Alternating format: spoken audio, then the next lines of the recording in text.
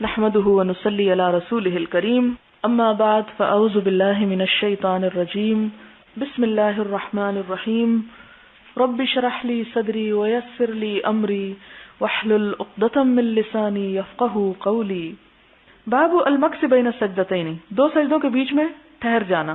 حدثنا ابو النعمان قال حدثنا حماد بن زید عن ایوب عن ابی قلابہ ان مالک بن الحویرث قال لاصحابہ الا انبئکم صلاۃ رسول اللہ صلی اللہ علیہ وسلم، کیا میں تمہیں نہ بتاؤں حضور صلی اللہ علیہ وسلم کی نماز؟ یہ پیچھے گزر چکی ہے. قال وذاک فی غیر حین صلاۃ، اور یہ نماز کے وقت کے علاوہ نماز پڑھ کے دکھائی انہوں نے. فقام ثم رکع فکبر ثم رفع رأسه فقام هنیۃ ثم سجد ثم رفع رأسه هنیۃ فصلى صلاة عمرو بن سلمة شیخنا هذا. قال ایوب كان يفعل شيئا لم ارهم يفعلونه، اور وہ کیا تھا؟ کان یقعد فی الثالثة والرابعة، کہ وہ تیسری اور چوتھی میں بیٹھتے تھے. قال فاتینا النبی صلی اللہ علیہ وسلم فاقمنا عنده فقال لو رجعتم الى اهلكم صلوا صلاة كذا في حين كذا صلوا صلاة كذا في حين كذا فاذا حضرت الصلاة فليؤذن احدكم وليؤمكم اکبركم. یہ پیچھے حدیث گزر چکی ہے. اصل چیز اس کے لیے حدیث یہاں پر لائی گئی ہے وہ یہ کہ آپ صلی اللہ علیہ وسلم بیٹھا کرتے تھے سجدوں کے درمیان. مراد یہ ہے. حدثنا محمد بن عبد الرحیم قال حدثنا ابو احمد محمد بن عبد الله الزبيري قال حدثنا مسعر عن الحكم عن عبد الرحمن بن ابي ليلى عن البراء قال كان سجود النبي صلى الله عليه وسلم وركوعه وقعوده بين السجدتين قريبا من السواء. گزر چکی حدیث. حدثنا سليمان بن حرب قال حدثنا حماد بن زيد عن ثابت عن انس رضي الله عنه قال اني لا آل اصلي بكم كما رايت النبي صلى الله عليه وسلم يصلي بنا. قال ثابت كان انس يصنع شيئا لم اركم تصنعونه، كان اذا رفع رأسه من الركوع قام حتى يقول القائل قد نسي وبين السجدتين حتى يقول القائل قد نسي. حدیث گزر چکی ہے. باب لا يفترش ذراعيه في السجود، نہ بچھائے اپنے دونوں بازو سجدوں میں. بازو سے مراد ذراع اس حصے کو کہتے ہیں، یعنی سجدہ کرتے وقت یہ حصہ جو ہے وہ زمین پہ لگنا نہیں چاہیے بلکہ کھڑا رہنا چاہیے.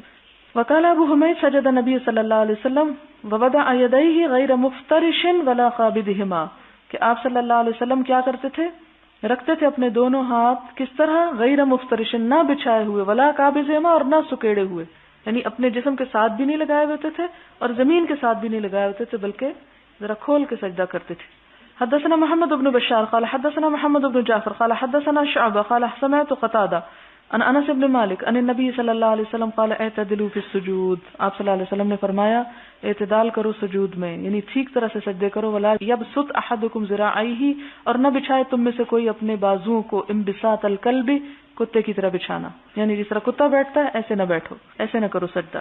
کیونکہ بازو جب بچھا لیتا ہے انسان تو بالکل زمین سے ٹک جاتا ہے اور اس میں آرام ہوتا ہے ایک طرح سے، تو سجدہ سونے کے لیے نہیں کیا جاتا. باب من استوى قاعدا في وتر من صلاته ثم نهض، باب من استوى جو سیدھا بیٹھ جائے، قاعدا بیٹھے، فی وتر من صلاته تاک رکعتوں میں، ثم نهض پھر اٹھے. مثلا کیا مراد ہے؟ جیسے ایک کے بعد جب انسان دو سجدے کر کے ایک رکعت ابھی پڑھی ہوتی ہے تو اٹھتا ہے تو اٹھنے سے پہلے ذرا بیٹھ جائے. اسی طرح دوسری رکعت کے بعد تو اتحیات میں بیٹھے گئی، اور تیسری پھر وتر رکعت ہے تو تیسری کے بعد پھر جب اٹھنے لگے تو سجدوں کے بعد ذرا سا بیٹھ کے اٹھے، یعنی ڈائریکٹ اوپر نہ جائے. یہ حدیث گزر چکی ہے.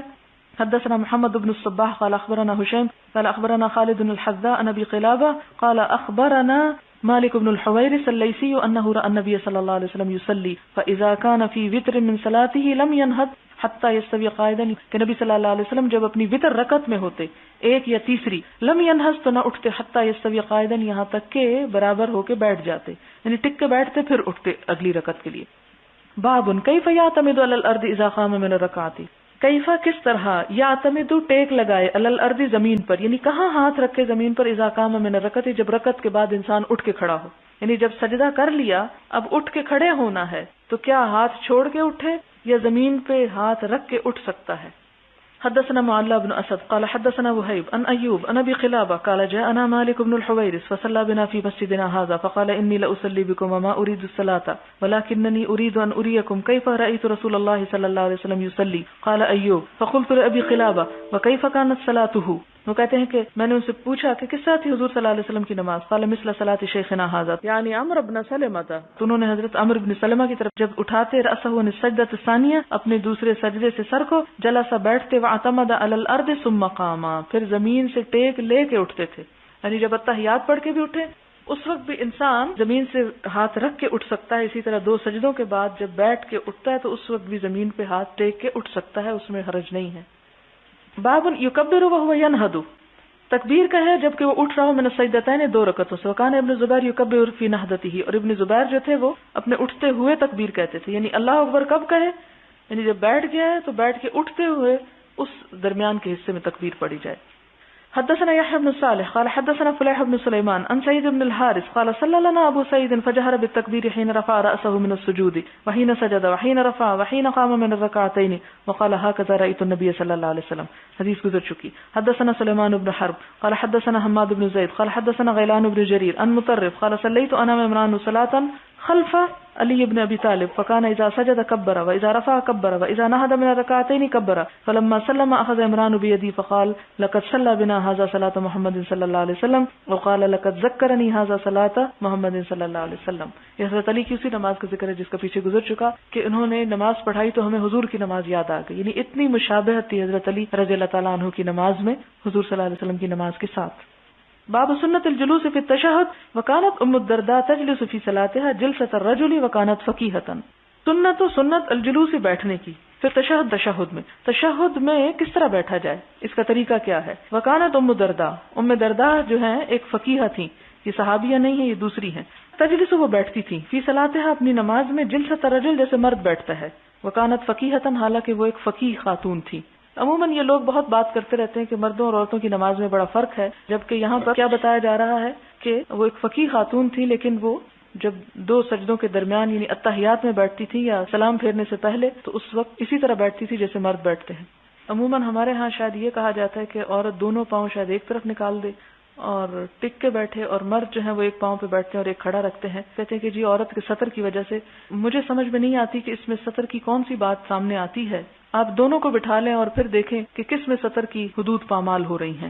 اس طرح کی چیزیں خود سے گھڑ لینا اپنے قیاسات پر اور پھر کہنا کہ جی عورت کا سطر ہے. عورت جب جھک گئی تو سطر کوئی نہ رہا، اونچی جھکی یا نیچے جھکی. جب الٹا ہو گیا انسان تو پھر الٹا ہی ہے. سطر کے لیے تو کپڑے پہنے جاتے ہیں، اور پھر اسی لیے ایک اور روایت میں آتا ہے کہ عورت کی نماز گھر کے اگلے حصے میں زیادہ پسندیدہ بجائے اس کے کہ وہ صحن میں نماز پڑھے. یعنی اس کو سطر کا لحاظ رکھنا ہے تو وہ اندر چلی جائے، لیکن یہ ہے کہ نماز صحیح طریقے پر پڑھے. اور کئی کتابوں میں نے یہ بھی پڑھا کہ 19 اور 20 پتہ نہیں کتنے فرق ہیں جو مرد اور عورت کی نماز کے. مجھے تو اس کی کوئی دلیل سمجھ نہیں آئی کہ ان میں سے ایک بھی فرق حضور صلی اللہ علیہ وسلم نے روا نہیں رکھا. لوگوں کے خود اپنی عقل سے بنائے ہوئے فرق ہیں. اس میں مثال کے طور پر آپ دیکھیں کہ بعض یہ کہتے ہیں، پہلا فرق شاید مجھے اب یاد نہ ہو صحیح، کہ عورت جو ہے وہ دوپٹے کے اندر سے ہاتھ اوپر کرے اور ہاتھ مونڈوں تک نہ لے جائے، بس ادھر کندھوں تک رکھے. اب مجھے یہ بتائیں کہ ادھر کرنے میں اور ادھر میں سطر میں کیا فرق آتا ہے، کیا خلل ہے یہاں آنے میں ہاتھوں کے. ہاتھوں کا تو پردہ نہیں ہے نماز میں کہ آپ کپڑے کے اندر سے کر رہے ہیں. پھر اسی طرح یہ کہتے ہیں کہ عورت جو ہے وہ رکوع پورا نہ کرے بلکہ یوں کرے.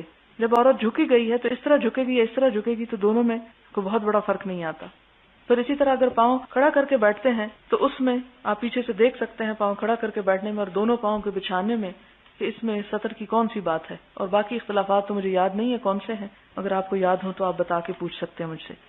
حدثنا عبداللہ ابن مسلمہ عن مالک عن عبد الرحمن بن القاسم عن عبداللہ ابن عبداللہ انه اخبره انه كان يرى عبداللہ ابن عمر رضی اللہ عنہما کہ عبداللہ بن عمر رضی اللہ تعالی عنہ جو تھے وہ کیا کرتے تھے، یہ تربع فی الصلاۃ، تربع کرتے تھے نماز میں. تربع کیا ہے؟ 2 زانو ہو کر بیٹھنا. اذا جلس جب بیٹھتے.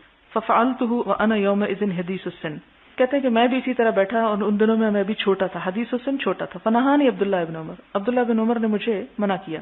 وقال انما سنت الصلاۃ، اور کہا نماز کی سنت جو ہے وہ کیا ہے، انتن سبا رجلک الیمنا، کہ تو اٹھا کے نصب کرے، گاڑ لے، یعنی یوں کھڑا رکھے اپنا دایاں پاؤں، وتثنی الیسرا، اور موڑ لے بایاں.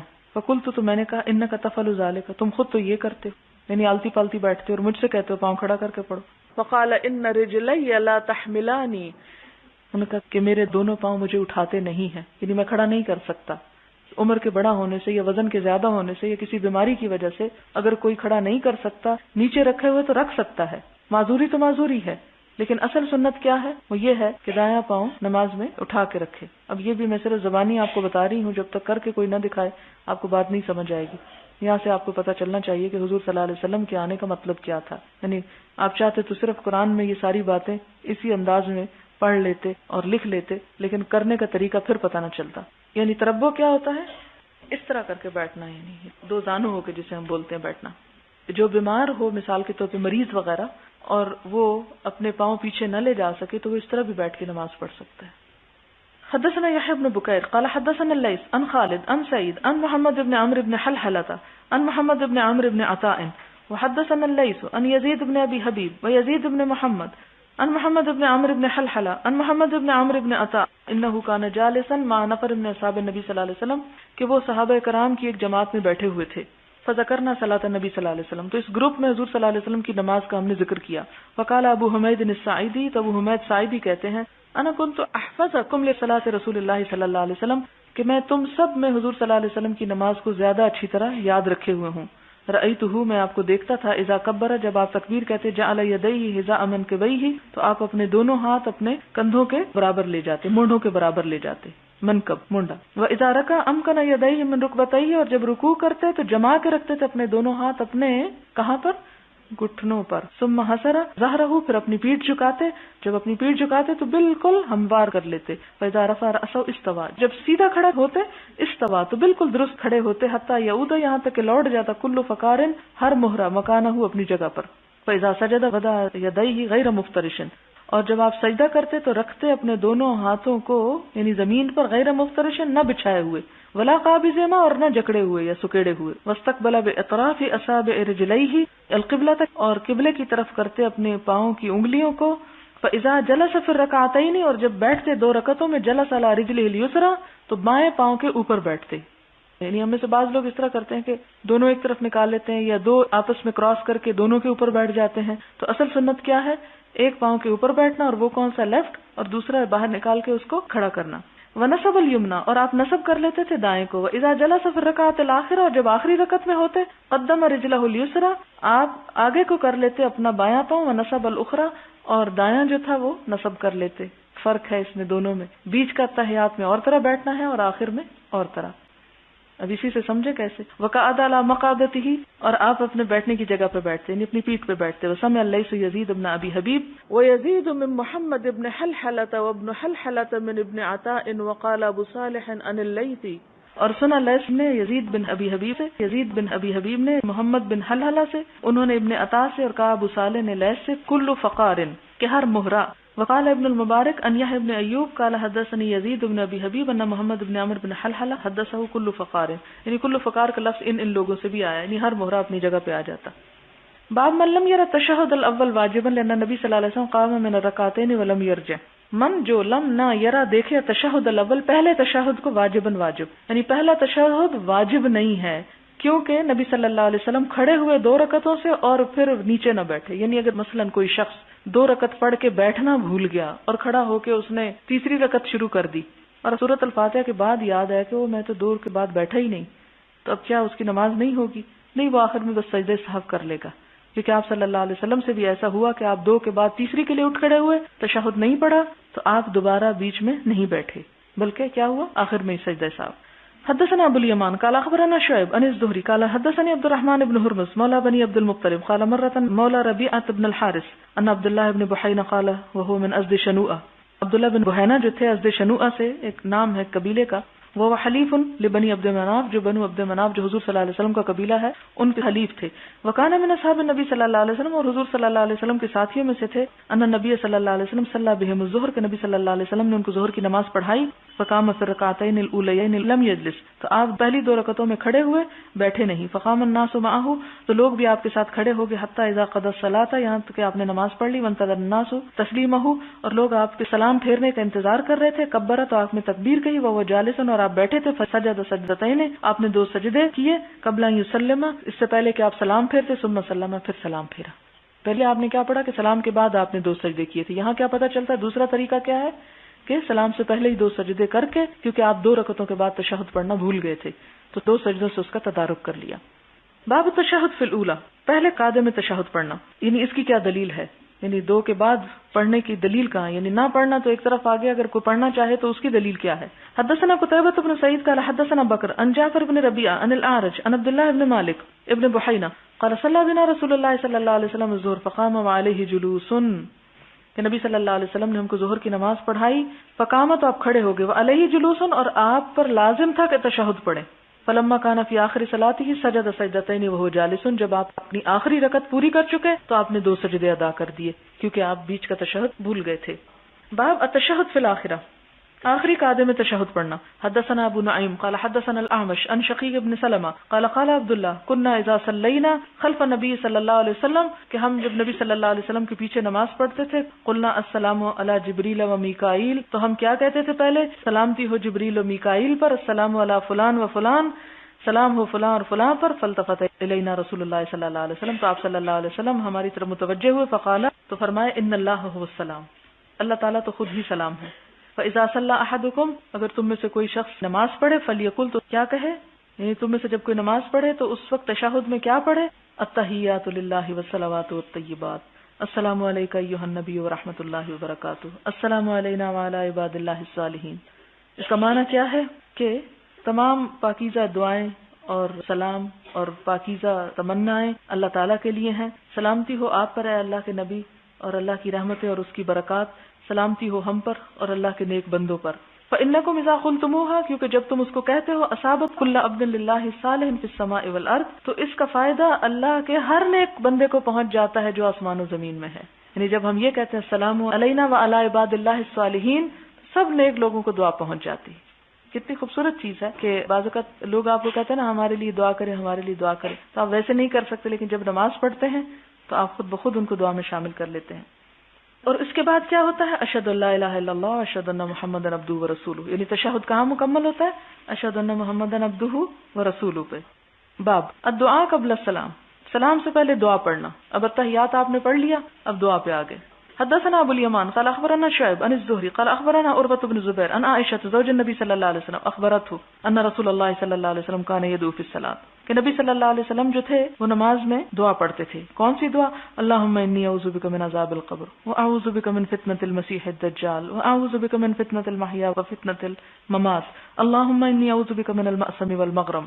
مطلب کیا اس دعا کا؟ اے اللہ میں تیری پناہ چاہتا ہوں عذاب قبر سے، میں تیری پناہ چاہتا ہوں مسیح الدجال کے فتنے سے، میں تیری پناہ چاہتا ہوں زندگی اور موت کے فتنے سے، اے اللہ میں تیری پناہ چاہتا ہوں گناہ سے اور تاوان سے. فقال له قائل، تو آپ سے کسی پوچھنے والے نے پوچھا، ما اکثر ما تستعیذ من المغرم، کہ آپ اتنا زیادہ کیوں قرض سے پناہ چاہتے ہیں یا تاوان سے؟ فقال ان الرجل اذا غرم، آپ نے فرمایا کہ جب انسان پہ قرض ہوتا ہے، حدث بات کرتا، فکذب تو جھوٹ بولتا ہے. یعنی قرض ایسی بلا ہے کہ جو انسان کو جھوٹا بنا دیتی ہے. ووعد فاخلف، اور وہ وعدہ کرتا ہے تو خلاف کر جاتا ہے. وعن الزہری قال اخبرنی عروة بن زبیر ان عائشہ رضی اللہ عنہا قالت سمعت رسول اللہ صلی اللہ علیہ وسلم یستعیذ فی صلاته من فتنۃ الدجال، کہ فتنہ دجال سے آپ پناہ چاہتے تھے. تو یہ کون سی دعا ہے جہاں پر ہم صرف رب جعلنی پڑھتے ہیں؟ تو وہاں پر آپ صلی اللہ علیہ وسلم یہ دعا بھی پڑھا کرتے تھے. حدثنا قتيبة بن سعيد قال حدثنا الليث عن يزيد بن ابي حبيب عن ابي الخير عن عبد الله بن عمرو عن ابي بكر الصديق رضي الله عنه انه قال لرسول الله صلى الله عليه وسلم علمني دعاء. حضرت ابو بکر صدیق نے حضور صلی اللہ علیہ وسلم سے عرض کیا، کیا؟ علمنی دعاء، آپ مجھے ایک دعا سکھائیے، ادعو بھی فی صلاتی، اسے میں اپنی نماز میں پڑھ لیا کروں. قال، حضور صلی اللہ علیہ وسلم نے فرمایا، کس کو؟ ابو بکر صدیق رضی اللہ تعالیٰ عنہ کو. کیا؟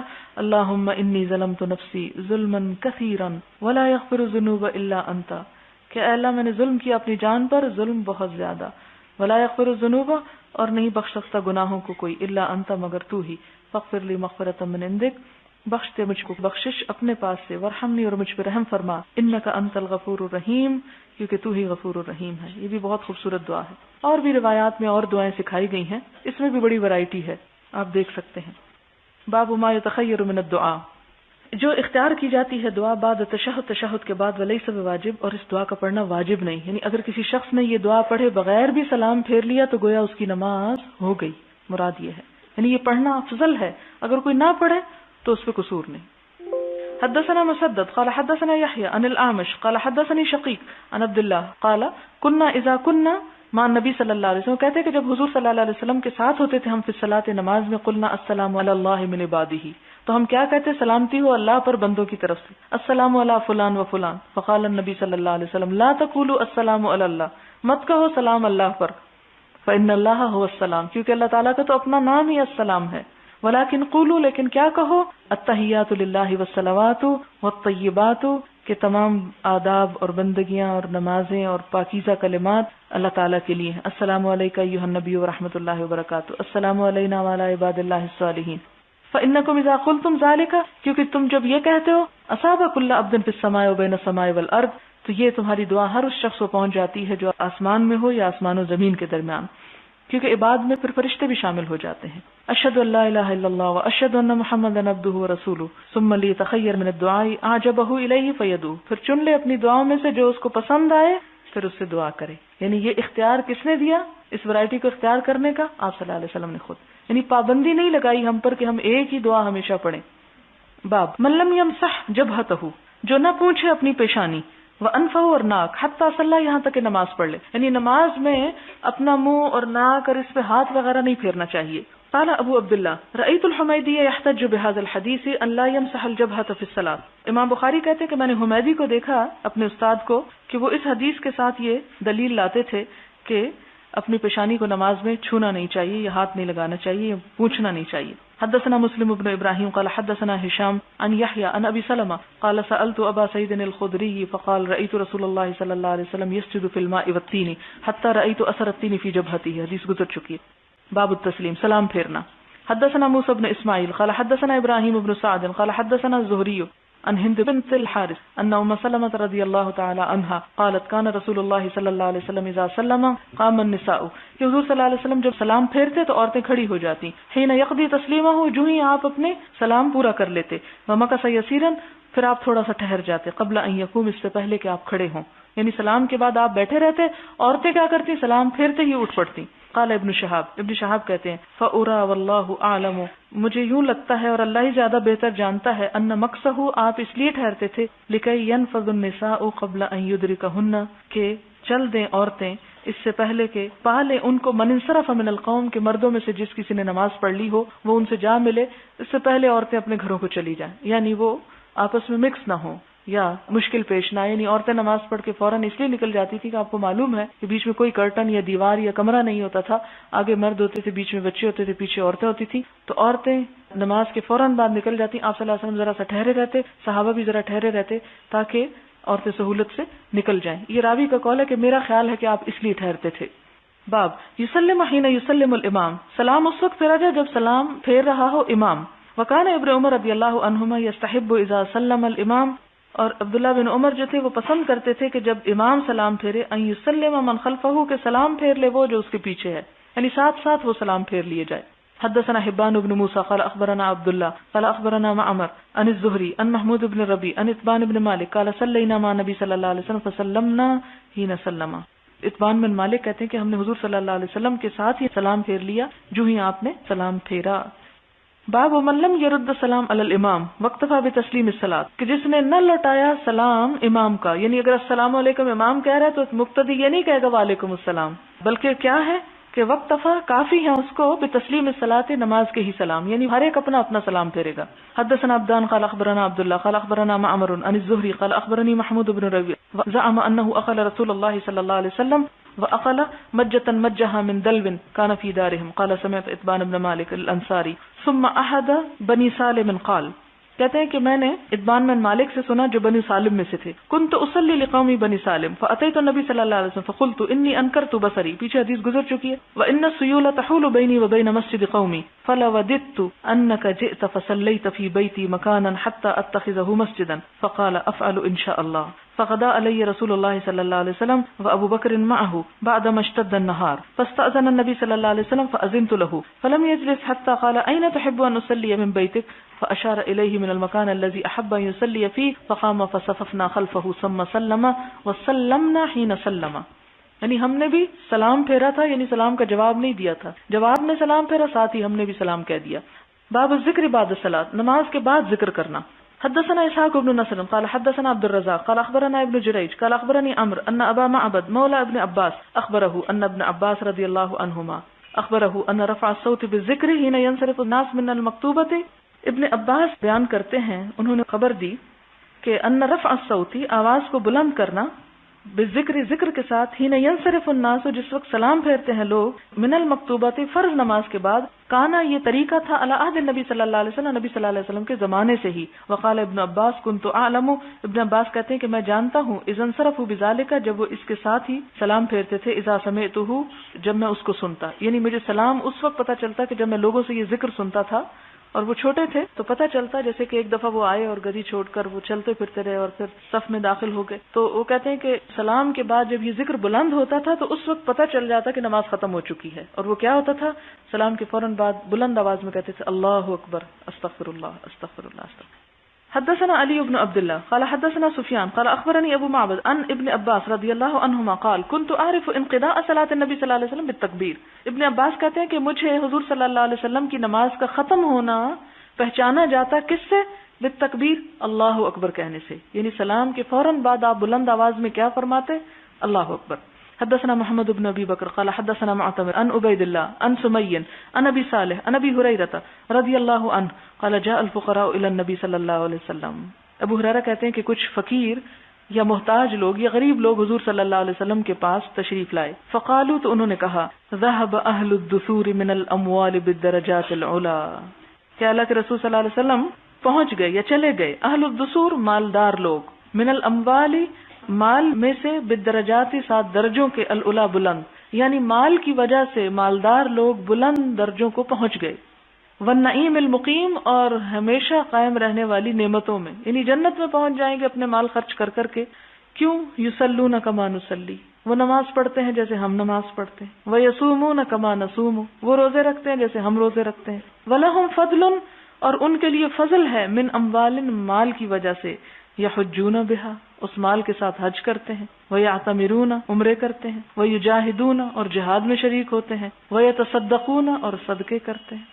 یعنی آپ خود سوچیں کہ 2 کام ہیں جو مال کے بغیر ہوتے ہیں اور 4 کام ہیں جو مال کے ساتھ ہوتے ہیں۔ فقال الا احدثکم، فرمایا کہ میں تمہیں نہ بتاؤں، بما ان اخذتم ادرکتم، کہ اگر تم اس کو لے لو تو تم پا لو، من سبقکم، جو تم سے آگے نکل گیا، یعنی میں تمہیں ایسی بات بتاتا ہوں کہ جسے کر کے تم ان کے درجے کو پہنچ جاؤ گے جو تم سے آگے جا چکے ہیں، ولم یدرککم احد بعدکم، اور نہ تم کو کوئی پا سکے گا جو تم سے پیچھے ہے، وکنتم خیر من انتم بین ظہرانیہ، اور تم بہتر ہوگے اس کے درمیان جو ان 2 کے درمیان ہے، یعنی جو اس جگہ پر موجود ہے ان سب میں سے، الا من عمل مثلہ تسبحون، مگر جو عمل کرے اس کی مانند، وہ کیا ہے؟ تسبحون، تم تسبیح کرو گے، وتحمدون، اور حمد کرو گے، وتکبرون، اور تکبیر کہو گے، یعنی سبحان اللہ پڑھو گے، الحمدللہ پڑھو گے، اللہ اکبر پڑھو گے۔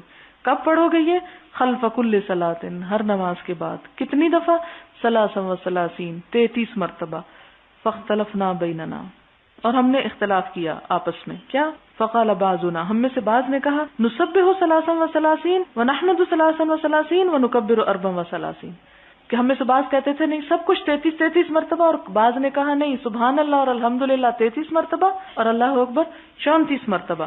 فرجعت الیہ، تو میں ابو صالح کے پاس گیا، فقال تقول سبحان اللہ والحمدللہ واللہ اکبر حتی یکون منہن کلہن 33، تو ابو صالح جو راوی ہیں انہوں نے پوچھنے والے کو بتایا کہ نہیں سب کچھ 33 مرتبہ کو، لیکن یہ بڑے ہمت اور حوصلے کی بات ہے کہ نماز کے بعد پھر انسان اتنی دیر بیٹھ جائے جس میں 33 دفعہ یہ سب کچھ کر لے، لیکن اس کا اجر کتنا ہے؟ بے تحاشا اجر ہے، اتنا کہ جتنا کوئی شخص اپنے مال خرچ کر کر کے یہ سارے کام کر لے۔ اور بعضوں کا دیکھنے میں ایک عمل بہت چھوٹا لگتا ہے، لیکن وہ چھوٹا نہیں ہوتا، کیونکہ اس چھوٹے کو بھی پابندی کے ساتھ کرنا جو ہے وہ ایک مشکل کام ہوتا ہے، کیونکہ نماز پڑھنا ہی اول تو مشکل ہے، اور اگر قسمت سے پڑھ ہی لی تو نماز کے بعد ذرا ٹک کے بیٹھنا اور مشکل، اور اگر ٹک ہی گئے تو پھر اس میں پابندی کے ساتھ اس تسبیح کو پڑھنا بھی ایک مشکل کام، لیکن جو شخص ایسا کر لیتا ہے وہ بہت عظیم ثواب کو جا پاتا ہے۔ حدثنا محمد بن یوسف قال حدثنا سفیان عن عبد الملك بن عمیر عن وراد كاتب المغیرہ ابن شعبہ قال املا علی المغیرہ بن شعبہ في كتاب الى معاویہ ان النبي صلی اللہ علیہ وسلم كان يقول في دبر كل صلاة مكتوبة لا الہ الا اللہ وحدہ لا شریک لہ، کہ نبی صلی اللہ علیہ وسلم ہر فرض نماز کے بعد یہ پڑھا کرتے تھے، لا الہ الا اللہ وحدہ لا شریک لہ لہ الملک ولہ الحمد وہو علی کل شیء قدیر اللہم لا مانع لما اعطیت ولا معطی لما منعت ولا ينفع ذا الجد منک الجد۔ اس کا معنی کیا ہے؟ نہیں کوئی الہ مگر اللہ، اکیلا ہے وہ، نہیں کوئی شریک اس کا، اسی کے لیے بادشاہت اور اسی کے لیے ہے حمد، اور وہ ہر چیز پر قدرت رکھنے والا ہے۔ اللہم، اے اللہ، لا مانع، نہیں کوئی روکنے والا، لما آتیتا، جس کو تو عطا کر دے، ولا معطیہ، اور نہیں کوئی دینے والا، لما منعتا، جس سے تو روک لے، ولا ينفع ذا الجد، اور نہیں فائدہ دے سکتا کوئی حیثیت والا، من کل، تجھ سے، الجد حیثیت، یعنی تیری حیثیت سے بڑھ کے کسی کی نہیں کہ جو کوئی کسی کو فائدہ پہنچا سکے۔ وقال شعبۃ عن عبد الملک بهذا، اور شعبہ نے عبد الملک سے یہی روایت کی، عن الحکم ابن عمیر عن القاسم ابن مخیمرہ عن وراد بهذا وقال الحسن جد غنا. اور یہاں پر جد کا معنی حسن بصری نے کیا کیا، یعنی غنا، دولت، یعنی کوئی دولت مند نہیں فائدہ پہنچا سکتا، یعنی تیری بادشاہی کے سامنے یا تیری دولت کے سامنے کسی مالدار کی کوئی دولت کام نہیں آ سکتی، یا صاحب حیثیت کی کوئی حیثیت، یا جد بزرگی کو بھی کہتے ہیں، اور کسی بزرگی یا دنیاوی سٹیٹس رکھنے والے کا سٹیٹس تیرے سٹیٹس سے بڑھ کے نہیں ہے اور وہ کام نہیں دے سکتا، یعنی پورے کا پورا بھروسہ اللہ رب العزت کی ذات پر. باب یستقبل الامام الناس، رخ کر لے گا امام لوگوں کی طرف، اذا سلم، جب سلام پھیرے. یعنی مسنون طریقہ یہ ہے کہ جب امام سلام پھیر لے تو مقتدیوں کی طرف منہ پھیر کے بیٹھے، یعنی سامنے ہی نہ دیکھتا رہے بلکہ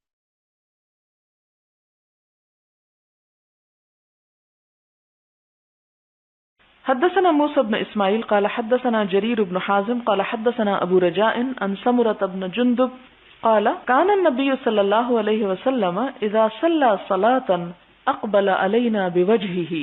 حضرت سمرہ بن جندب کہتے ہیں کہ حضور صلی اللہ علیہ وسلم جب نماز پڑھا چکتے تھے تو پھر ہماری طرف اپنے چہرے سے متوجہ ہوتے، اقبلہ متوجہ ہوتے، علینا ہماری طرف، بوجہہ اپنے چہرے کے ساتھ. حدثنا عبداللہ بن مسلمۃ عن مالک عن صالح بن کیسان عن عبید اللہ بن عبد اللہ بن عتبۃ بن مسعود عن زید بن خالد الجہنی انہ قال صلی لنا النبی صلی اللہ علیہ وسلم صلاة الصبح بالحدیبیۃ، کہ آپ صلی اللہ علیہ وسلم نے ہمیں حدیبیہ کے مقام پر صبح کی نماز پڑھائی، علی اثر سماء، آسمان کے بعد، یعنی آسمان کے آثار پر. مراد یہ ہے کہ آسمان برس چکا تھا، بارش برس چکی تھی، یعنی بارش برسنے کے بعد مراد ہے یہاں اثر سما سے. کانت من اللیلۃ، جو رات کو برس چکا تھا، یعنی رات کو بارش ہو چکی تھی تو اس رات کے بعد جو صبح ہوئی اس میں آپ نے ہمیں فجر کی نماز پڑھائی. فلما انصرف، جب آپ نے منہ موڑا، اقبل علی الناس، تو آپ لوگوں کی طرف متوجہ ہوئے. فقالا، پھر فرمایا، هل تدرون ماذا قال ربکم، کیا تم جانتے ہو کہ تمہارے رب نے کیا کہا؟ قالوا اللہ ورسولہ اعلم، تو انہوں نے کہا اللہ اور اس کا رسول ہی زیادہ جانتا ہے. قال اصبح من عبادی مؤمن بی وکافر، اللہ تعالیٰ فرماتے ہیں کہ صبح کی میرے بندوں میں سے کسی نے ایمان کی حالت میں، مومن بن کر، وکافر اور کافر بن کر، یعنی کوئی مومن اٹھا کوئی کافر ہو کے اٹھا. وہ کیسے؟ فاما من قال، تو وہ شخص جس نے کہا مطرنا بفضل اللہ ورحمتہ، ہم پہ بارش برسائی گئی اللہ کے فضل اور رحمت کی وجہ سے، یعنی اللہ کے فضل سے ہم پہ بارش ہوئی. فذلک مؤمن بی، ایسا کہنے والا مومن ہے میرے ساتھ، یعنی مومن ہے. اور کافر بالکوكب، ایسا شخص کافر ہے ستاروں کا، یعنی ستاروں کی رحمت نہیں سمجھتا، یہ ستاروں کو سبب نہیں سمجھتا بلکہ اللہ کی رحمت کو سبب سمجھتا ہے. وَأَمَّا مَنْ قَالَ بِنَوْءٍ كَذَا، اور جہاں تک اس شخص کا تعلق ہے جس نے یہ کہا کہ فلاں ستارے کی وجہ سے بارش برسی، کذا و کذا، فلاں اور فلاں، فَذَلِكَ كَافِرٌ بِي وَمُؤْمِنٌ بِالْكَوْكَبِ، ایسا شخص میرے ساتھ کفر کرنے والا ہے اور ستارے پر ایمان لانے والا ہے. لہٰذا جب کبھی بارش برسے تو اسے اللہ کی رحمت سے منسوب کرنا چاہیے یا اللہ کی مشیت اور مرضی کے ساتھ.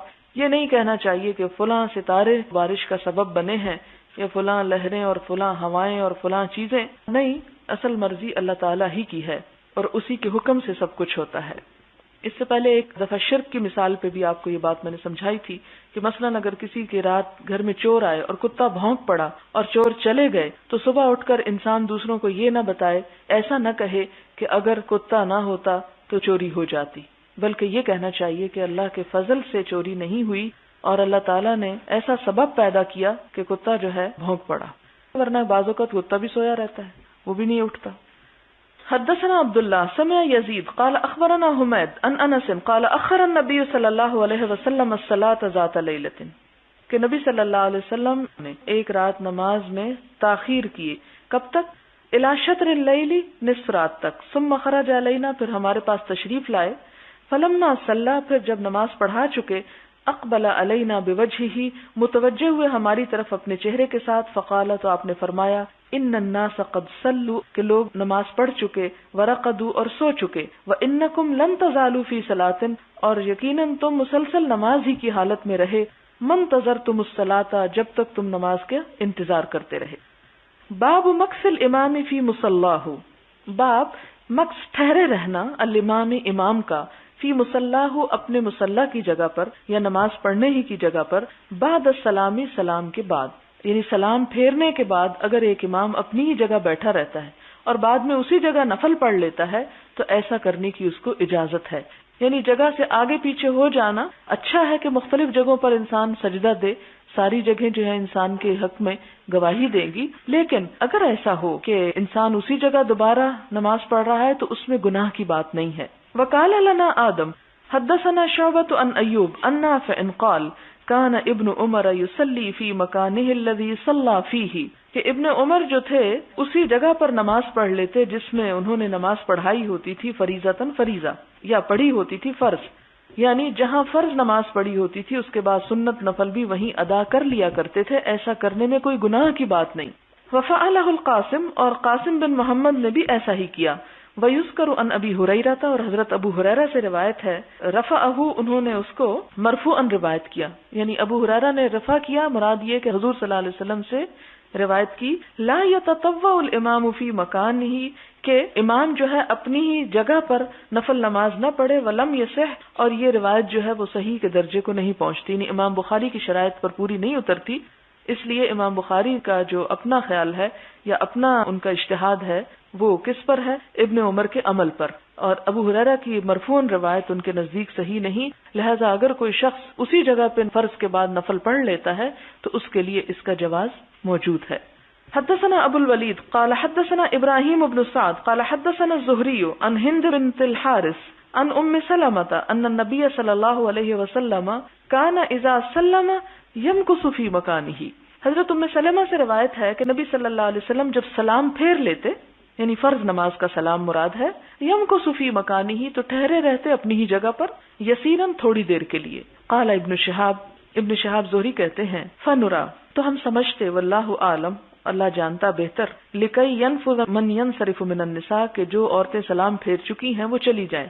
یعنی امام زہری نے اس کے بارے میں اپنی رائے کیا ظاہر کی کہ آپ صلی اللہ علیہ وسلم فرض نماز کے بعد اگر اپنی ہی جگہ پر بیٹھے رہتے تو اس کا مطلب یہ ہوتا کہ آپ عورتوں کے جانے کا انتظار کر رہے ہیں، کیونکہ آپ عموماً اپنے جو نفل وغیرہ تھے وہ گھر میں پڑھا کرتے تھے جا کر. وقال ابن ابی مریم اخبرنا نافع بن یزید قال حدثنی جعفر بن ربیعہ ان ابن شہاب كتب الیہ، ابن شہاب زہری نے ان کو لکھا، قال حدثتنی ہند بنت الحارث الفراسیہ، مجھے بیان کیا ہند بنت الحارث نے.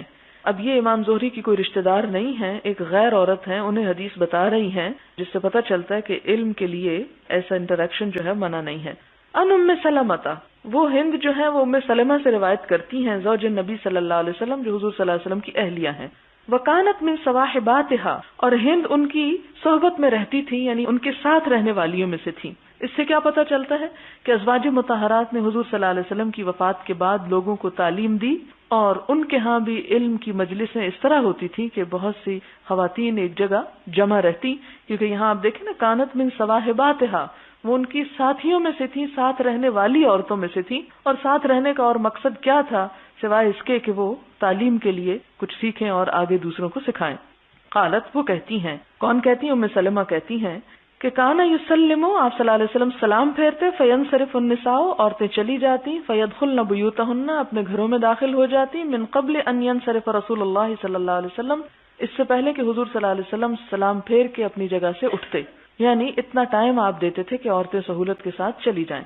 وقال ابن وهب عن يونس عن ابن شهاب اخبرتني هند الفراسية وقال عثمان بن عمر اخبرنا يونس عن الزهري حدثتني هند القرشية وقال الزبيدي اخبرني الزهري ان هند بنت الحارث القرشية اخبرته وكانت تحت معبد بن المقداد.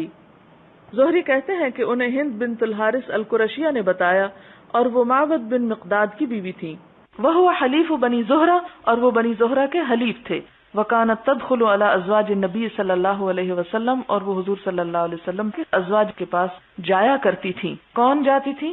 یہی. وقال شعیب عن الزہری حدثتنی ہند القرشیہ وقال ابن ابی عتیق عن الزہری عن ہند الفراسیہ وقال اللیث حدثني يحيى بن سعيد حدثه ابن شهاب عن امرأة من قریش حدثته عن النبی صلی اللہ علیہ وسلم. ابن شہاب کہتے ہیں کہ انہوں نے قریش کی ایک عورت سے یہ بات سنی جنہوں نے حضور صلی اللہ علیہ وسلم سے یہ بات سنی تھی. یہ صرف ایک ہی حدیث کی بہت ساری سندوں کا ذکر ہے تاکہ تقویت ہو سکے اس بات کی. باب من صلی بالناس فذکر حاجتا فتخطاہم. من جو کوئی صلی بالناس لوگوں کو نماز پڑھائے یعنی امام، فذکر حاجتا پھر اس کو کوئی بات یاد آ جائے، فتخطاہم تو ان کو پھلانگتا ہوا، ان کے بیچ میں سے چیرتا ہوا ان کی صفوں کو باہر نکل جائے، تو کیا اس کی اجازت ہے؟ یعنی مثلاً اگر ایک شخص آگے سے اٹھ کے پیچھے جانا چاہتا ہے جبکہ باقی سب لوگ جو ہیں وہ صفوں میں بیٹھے ہوئے ہیں، تو کیا ان کی گردنیں پھلانگ کے جا سکتا ہے وہ؟ حدثنا محمد بن عبید قال حدثنا عیسی بن یونس عن عمر بن سعید قال اخبرنی ابن ابی ملیکۃ عن عقبۃ قال صلیت وراء النبی صلی اللہ علیہ وسلم بالمدینۃ. عقبہ سے روایت ہے، کہتے ہیں کہ میں نے نماز پڑھی حضور صلی اللہ علیہ وسلم کے پیچھے مدینہ میں. کون سی نماز؟ العصر، عصر کی نماز. فسلم تو انہوں نے سلام پھیرا، فقام مسرعا تو وہ اٹھے جلدی سے یعنی جلدی کرتے ہوئے اٹھ گئے. فتخطى رقاب الناس تو لوگوں کی گردنیں پھلانگتے ہوئے چلے گئے. کہاں گئے؟ الی بعض حجر نسائه اپنی کسی بیوی کے کمرے کی طرف یعنی اپنے ازواج مطہرات میں سے کسی ایک کے گھر پہ گئے. ففزع الناس من سرعته لوگ گھبرا گئے آپ کی اس جلدی سے کہ آپ اچانک نماز پڑھاتے ہی سلام پھیرتے ہی عموماً بیٹھتے ہیں لیکن بیٹھے نہیں، تیزی سے صفوں کو کراس کر کے گھر چلے گئے ہیں. ہوا کیا؟ فخرج علیہم تو آپ صلی اللہ علیہ وسلم دوبارہ ان پہ نکل آئے، واپس آ گئے. فرآ انہم قد عجبوا من سرعته تو آپ صلی اللہ علیہ وسلم نے ملاحظہ فرمایا کہ لوگ آپ کی اس جلدی سے گھبرا گئے ہیں. فقال تو آپ نے ان کو جواب دیا. دیکھیں نا اب یہ فراست ہے آپ صلی اللہ علیہ وسلم کی کہ صرف لوگوں کے فیس ایکسپریشن سے جان لیتے ہیں کہ یہ کیا سوچ رہے ہیں، اس وقت یہ کیا محسوس کر رہے ہیں. فقال تو آپ نے فرمایا ذکرت شیئا مجھے ایک چیز یاد آ گئی تھی. وہ چیز کیا تھی؟ من تبرن ایک سونے کی ڈلی تھی، اندنا ہمارے پاس. فکرہت تو مجھے ناپسند ہوا، ان یحبسنی کہ یہ مجھے روک لے. فامرت بقسمتہ تو میں نے اسے تقسیم کرنے کا حکم دیا، یعنی یہ ڈلی تقسیم ہونے سے رک جائے، اس چیز کو میں نے ناپسند کیا. اس سے کیا پتہ چلتا ہے کہ نماز کے بعد امام کا رکے رہنا واجب یا لازم نہیں، کیونکہ آپ صلی اللہ علیہ وسلم رکتے تھے اور صحابہ کرام کہتے ہیں ہمارا خیال ہے اس لیے رکتے تھے کہ عورتیں چلی جائیں. اور ایک دفعہ آپ نے اس کے خلاف عمل کیا کہ رکے نہیں، سلام پھیرتے ہی گھر میں چلے گئے اور جا کے وہ ڈلی نکال لائے. تو اس سے کیا پتہ چلتا ہے کہ یہ رکنا جو ہے اس کی بھی اجازت ہے، اور اگر کوئی اٹھ کے جانا چاہے فوراً تو اس کی بھی اجازت ہے. اور ایک اور بات یہ پتہ چلتی ہے کہ نماز میں اگر کوئی خیال آ جائے، یعنی سوچنا اور بات ہے لیکن آ جانا کہ او فلاں چیز ایسے رہ گئی، اس سے نماز ٹوٹتی نہیں ہے، یعنی نماز ہو جاتی ہے. انسان ہے نا، تو انسان کے دل میں بہت سے خیالات آ جاتے ہیں، تو ان خیالات کے آنے سے نماز ٹوٹتی نہیں، ہو جاتی، لیکن ظاہر ہے کہ خشوع و خضوع کے خلاف ہے، اس لیے کوشش کرنی چاہیے ہمیں کہ ان خیالات کو ہم دور کرتے رہیں. دوسرا کیا پتہ چلتا ہے کہ آپ صلی اللہ علیہ وسلم کا فقر جو تھا وہ اختیاری تھا. آپ کے پاس اگر مال ہوتا بھی جو آپ کی اپنی ذاتی ملکیت تھا تو آپ اسے روک کر نہیں رکھتے تھے، بلکہ فوراً ہی لوگوں کو دے دیتے، اس کو پہنچا دیتے، یعنی تقسیم کر دیا کرتے تھے. یہ ایک پسندیدہ عمل ہے. اگر ہمیں بھی توفیق ہو تو کوشش کرنی چاہیے کہ ہم فالتو چیزیں تو کم از کم گھر سے ضروری نکال دیں. فالتو سے مراد یہ ہے کہ مثلاً کپڑے ہیں آؤٹ آف فیشن ہو گئے، پڑے ہیں، یہ سوچتے ہیں اچھا کبھی شاید دوبارہ چھوٹوں کا فیشن آ جائے پھر پہن لیں گے، اور اس آس میں ان کو لٹکائے رکھتے ہیں، الماریاں بھرے رکھتے ہیں. اسی طرح اور بھی بہت ساری چیزیں کہ اینٹیکس ہو جائیں گی تو وہ اینٹیکس سب جنت میں پہنچا دیں، وہاں جا کے دیکھ لیں. مجھے کبھی یہ خیال آئے نا کہ یہ ذرا اس کو پرانی یادگار رکھ لیتے، میں کہتی کہ میں نے کو ہمیشہ جینا کہ یادگاریں رکھتی پھر رہی ہوں. کیونکہ بعض اوقات یہ ہوتا ہے کہ مجھے یاد ہے کہ ذاتی باتیں یہاں کرنی تو نہیں چاہیے کہ مجھے پرندوں کا بڑا شوق تھا، تو طوطا ایک دفعہ میرا مر گیا تو میں نے اس کے پر کو سنبھال کے رکھا کہ میں نے اسے ساری زندگی اپنے پاس رکھنا ہے نشانی کے طور پر کہ میرا طوطا مر گیا تھا. تو اب یہ ہے کہ جب تھوڑا انسان عقل آتی ہے اور سمجھ آتی ہے تو سوچتا ہے کہ طوطا مر گیا تو میں نے بھی مر جانا ہے، یہ کس کے لیے رکھا ہوا ہے. تو ایسی چیزوں کی خواہ ایک حرص کر کے انسان چیزیں جمع کرتا رہتا ہے. تو اگر انسان بوقت ضرورت ان کو نکالتا رہے تو ایک اینول صفائی آپ رمضان میں ضرور کیا کریں. اور رمضان میں چونکہ ویسے بھی چیزیں نکالنے کا ثواب ہوتا ہے تو اس وقت ایک الماریوں کا چکر اور ایک جوتے وغیرہ، کپڑے اور آگے پیچھے کچن میں ہر طرف کچھ نہ کچھ دیکھا کریں. شاید کچھ ایسی چیزیں ہوں جو آپ نے کئی سالوں سے صرف دل کی تسلی کے لیے جوڑ کے رکھی ہوئی ہوں تو ان کو تھوڑا سا جدائی کا رخ دیں. اور اگر یہ خیال آئے کہ یہ تو میں نے یادگار رکھی ہوئی ہے تو یادگاریں سب آگے پہنچا دیں، تاکہ جہاں آپ کو ہمیشہ رہنا ہے وہاں جا کے یادگاریں دیکھتے رہیں. کیونکہ جو چیز ہمارے دل کو اس سے بڑی محبت ہوتی ہے اسے جب ہم نکالتے ہیں تو اس کا عوض بہترین اور خوبصورت انداز میں اللہ تعالیٰ کہیں اور عطا کریں. اس کا یہ مطلب نہیں کہ انسان اپنی ضرورت کی چیزیں بھی سب نکال دے کہ میں بس فقیر ہی اچھا، بات یہ ہے کہ حضور صلی اللہ علیہ وسلم کا چونکہ ورثہ تقسیم ہو ہی نہیں سکتا تھا، انبیاء کو تو اجازت ہی نہیں تھی کہ وہ درہم و دینار ورثے میں چھوڑیں، اور آپ نے خود بھی فرمایا کہ انا لا نورث ما ترکنا صدقہ، جو ہم چھوڑتے ہیں وہ صدقہ ہی ہوتا ہے. تو بجائے اس کے کہ آپ کے بعد وہ صدقہ کیا جاتا، آپ نے اپنی زندگی میں ہی ہر چیز صدقہ کر ڈالی. لیکن عام لوگوں کے لیے کیا حکم ہے کہ جب وہ کچھ دینا چاہیں تو اس میں اپنے بچوں کے لیے، اپنے ورثاء کے لیے بھی کچھ نہ کچھ چھوڑ دیں، کیونکہ ایک اور حدیث میں آتا ہے کہ بجائے اس کے کہ بچے دوسروں کے آگے ہاتھ پھیلائیں یا دوسروں کے محتاج ہو جائیں، اس کی نسبت یہ بہتر ہے کہ انسان اپنے بچوں کی ضرورت کے لیے کچھ نہ کچھ چھوڑ دے. اسی لیے 1/3 سے زیادہ وصیت کی اجازت نہیں دی گئی اپنے مال میں. لیکن اپنی زندگی میں اگر ایک انسان سمجھتا ہے کہ میرے بچے بھی نہیں ہیں اور بھی کوئی ایسا میرا رشتہ دار ضرورت مند نہیں، تو بجائے اس کے کہ وہ جمع کرتا رہے، وہ اپنی زندگی میں ہی نکال دے. کیونکہ وہ چیز انسان اپنے ہاتھ سے دیتا، اپنی خوشی سے دیتا، وہ کہیں زیادہ بہتر ہے بنسبت اس کے کہ اس کے مرنے کے بعد تو پھر وہ دوسروں کو ملنی ہی ہے. وہ کچھ غریبوں کو بھی مل جائے گی، کچھ رشتہ داروں کو بھی مل جائے گی. اس کا وہ ثواب نہیں اس صدقے کا کہ جو مرنے کے بعد ہوتا ہے. جیسے آپ دیکھیں کہ ہم عموماً اپنی زندگی میں قرآن نہیں پڑھتے، جب کوئی مر جاتا ہے تو ساری مخلوق اکٹھی ہو کے اس کے لیے قرآن پڑھنا شروع کر دیتی. حالانکہ ہونا کیا چاہیے، قرآن اس کا فائدہ جو ہم خود زندگی میں پڑھ جائیں گے، بجائے اس کے کہ دوسرے ہمیں پڑھ کے دیں، پتہ نہیں کیا کریں کیا نہ کریں. جتنا اچھا آپ اپنے لیے پڑھ سکتے ہیں کوئی اور تو نہیں پڑھ سکتا آپ کے لیے. پھر اسی طرح آپ دیکھتے ہیں کہ زندگی میں تو ہم بہت سے کام جب کرتے ہیں تو ہم کہتے ہیں نہیں میں خود کروں گا، مجھے کسی کا کروایا پسند نہیں آتا. لیکن دین کے معاملے میں ہم کیا کرتے ہیں کہ کوئی اور ہی ہمارے لیے کر دے، کہ اتنی امپورٹنس جو نہیں ہمارے دل میں اس کی. تو اسی طرح جو مال وغیرہ ہے اور جو صدقہ خیرات ہے تو ہم اس کو اس لیے نہ ٹال کے رکھیں کہ اچھا دوسرے ہمارے حصے کا کر دیں، کہ پتہ نہیں وہ کرتے بھی ہیں یا نہیں کرتے. اور اس میں ہو سکتا ہے کہ وہ چیزیں کر دیں جو ردی ہیں اور جو آپ کرنا چاہتے ہیں وہ نہ کریں. تو وہ اپنے ہاتھ سے دیا ہوا ایک لقمہ بھی کہیں زیادہ افضل ہے بنسبت اس کے کہ آپ کے مرنے کے بعد مجبوراً آپ کے مال میں سے کوئی نکال کے دے. پھر اسی طرح یہ ہوتا ہے کہ ہمارے ہاں یہ رواج ہے کہ ہم خود تو کم ہی صدقے خیرات کی طرف، حتیٰ کہ زکوٰۃ بھی نکالنے سے ڈرتے ہیں، کیونکہ بہت سے لوگ ایسے مسئلے پوچھتے رہتے ہیں کہ کسی طرح زکوٰۃ ٹل جائے. وہ کہتے ہیں جی بچوں کے نام کر دیں، کچھ اور ہیلے بہانے کہ جس سے زکوٰۃ نہ نکالنی پڑے. حالانکہ آپ دیکھیں کہ حضور صلی اللہ علیہ وسلم نے قسم کھا کے یہ بات فرمائی کہ صدقہ کرنے سے مال کم نہیں ہوتا، کہ بھول جاؤ کہ اس سے تمہاری کمی آ جائے. جو تمہاری قسمت میں ہے آپ ادھر سے نکالو گے ادھر سے اور پہنچ جائے گا. وہ خود بخود اللہ تعالیٰ اس کا راستہ کھول دے گا. اور مرتا بھی نہیں انسان جب تک کہ اپنے حصے کا کھا نہیں چکتا. ہاں یہ ہے کہ اگر اس نے ابتدائی زندگی میں ضرورت سے زیادہ کھا لیا تو پھر پچھلی زندگی میں خود بخود کٹ لگ جاتے ہیں، اور پھر بھی انسان اتنا ہی کھا سکتا ہے جو اس کی قسمت میں. تو اس لیے دونوں چیزیں ٹھیک ہیں کہ شروع سے انسان اعتدال سے کھائے تاکہ آخر تک کھاتا رہے، نہ کہ ہر چیز پہ پابندی لگ جائے. پھر تو اسی طرح عموماً ہم خود صدقہ نہیں کرتے، لیکن جب کوئی مر جاتا ہے تو پھر آپ دیکھیں ہم دیگیں پکا پکا کے بانٹتے ہیں.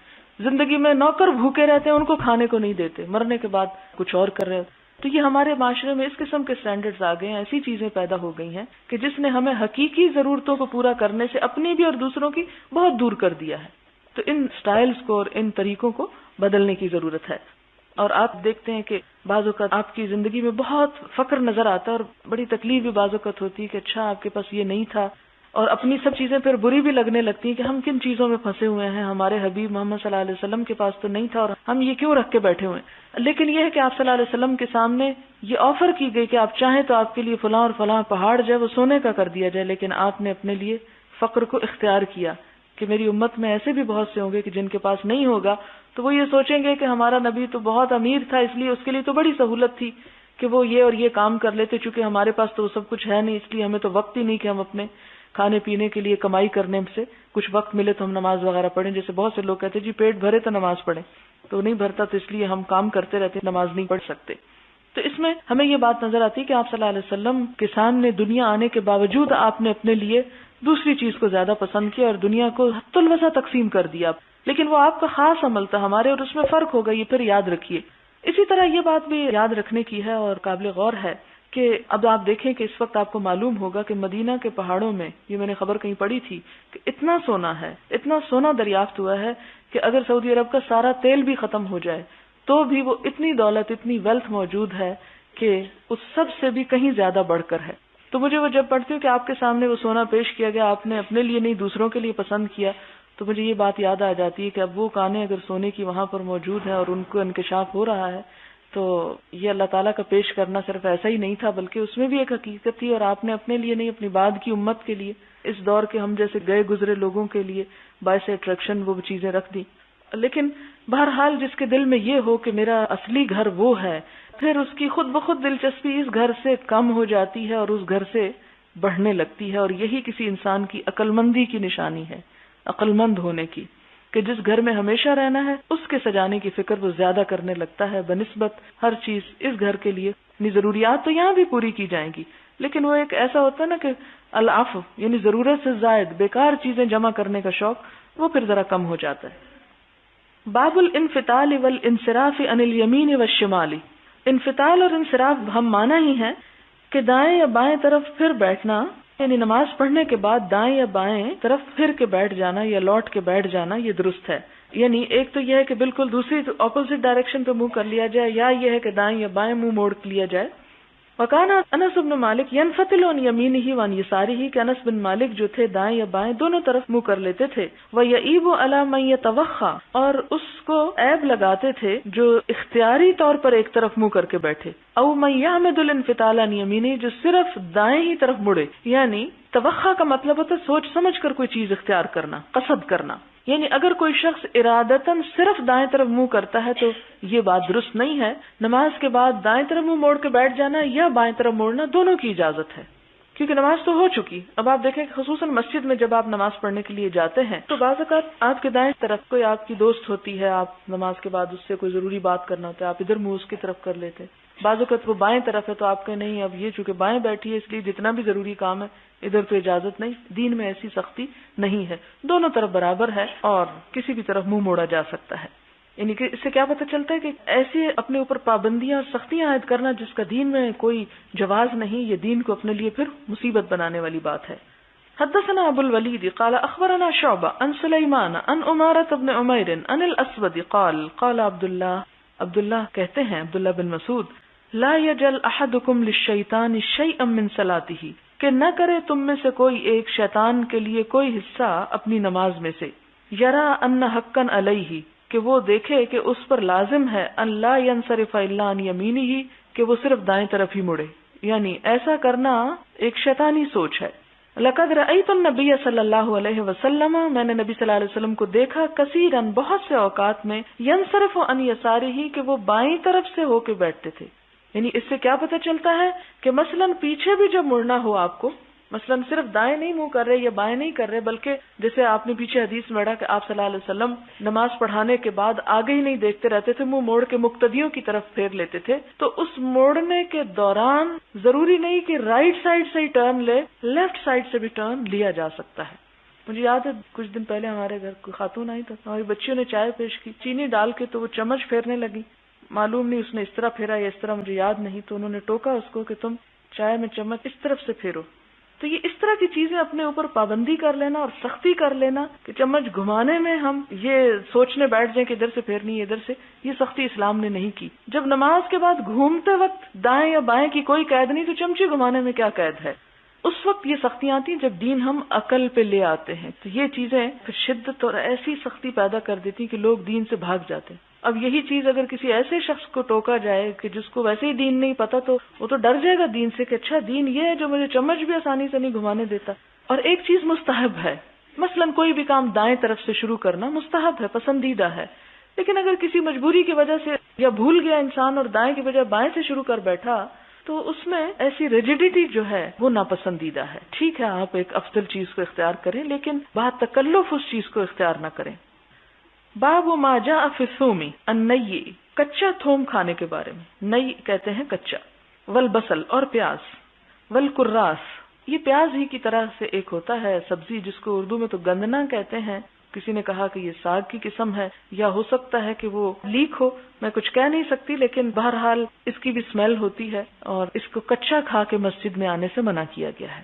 وقول النبی صلی اللہ علیہ وسلم من اکل الثوم او البصل من الجوع، جس نے تھوم اور پیاز بھوک کے مارے کھا لیا، اب بھی بہت سے غریب بیچارے پیاز کے ساتھ روٹی لگا کے کھا لیتے ہیں، او غیرہ یا اس کے علاوہ یعنی ویسے ہی کھا لیا، فلا یقربن مسجدنا، تو ہماری مسجد کے پاس نہ آئے. یعنی کچا پیاز اور تھوم کھا کے مسجد میں کوئی نہ آئے. کیوں؟ اس لیے کہ منہ سے ایسی اسمیل آتی ہے جس سے فرشتوں کو بھی اذیت ہوتی ہے اور نمازیوں کو بھی اذیت ہوتی.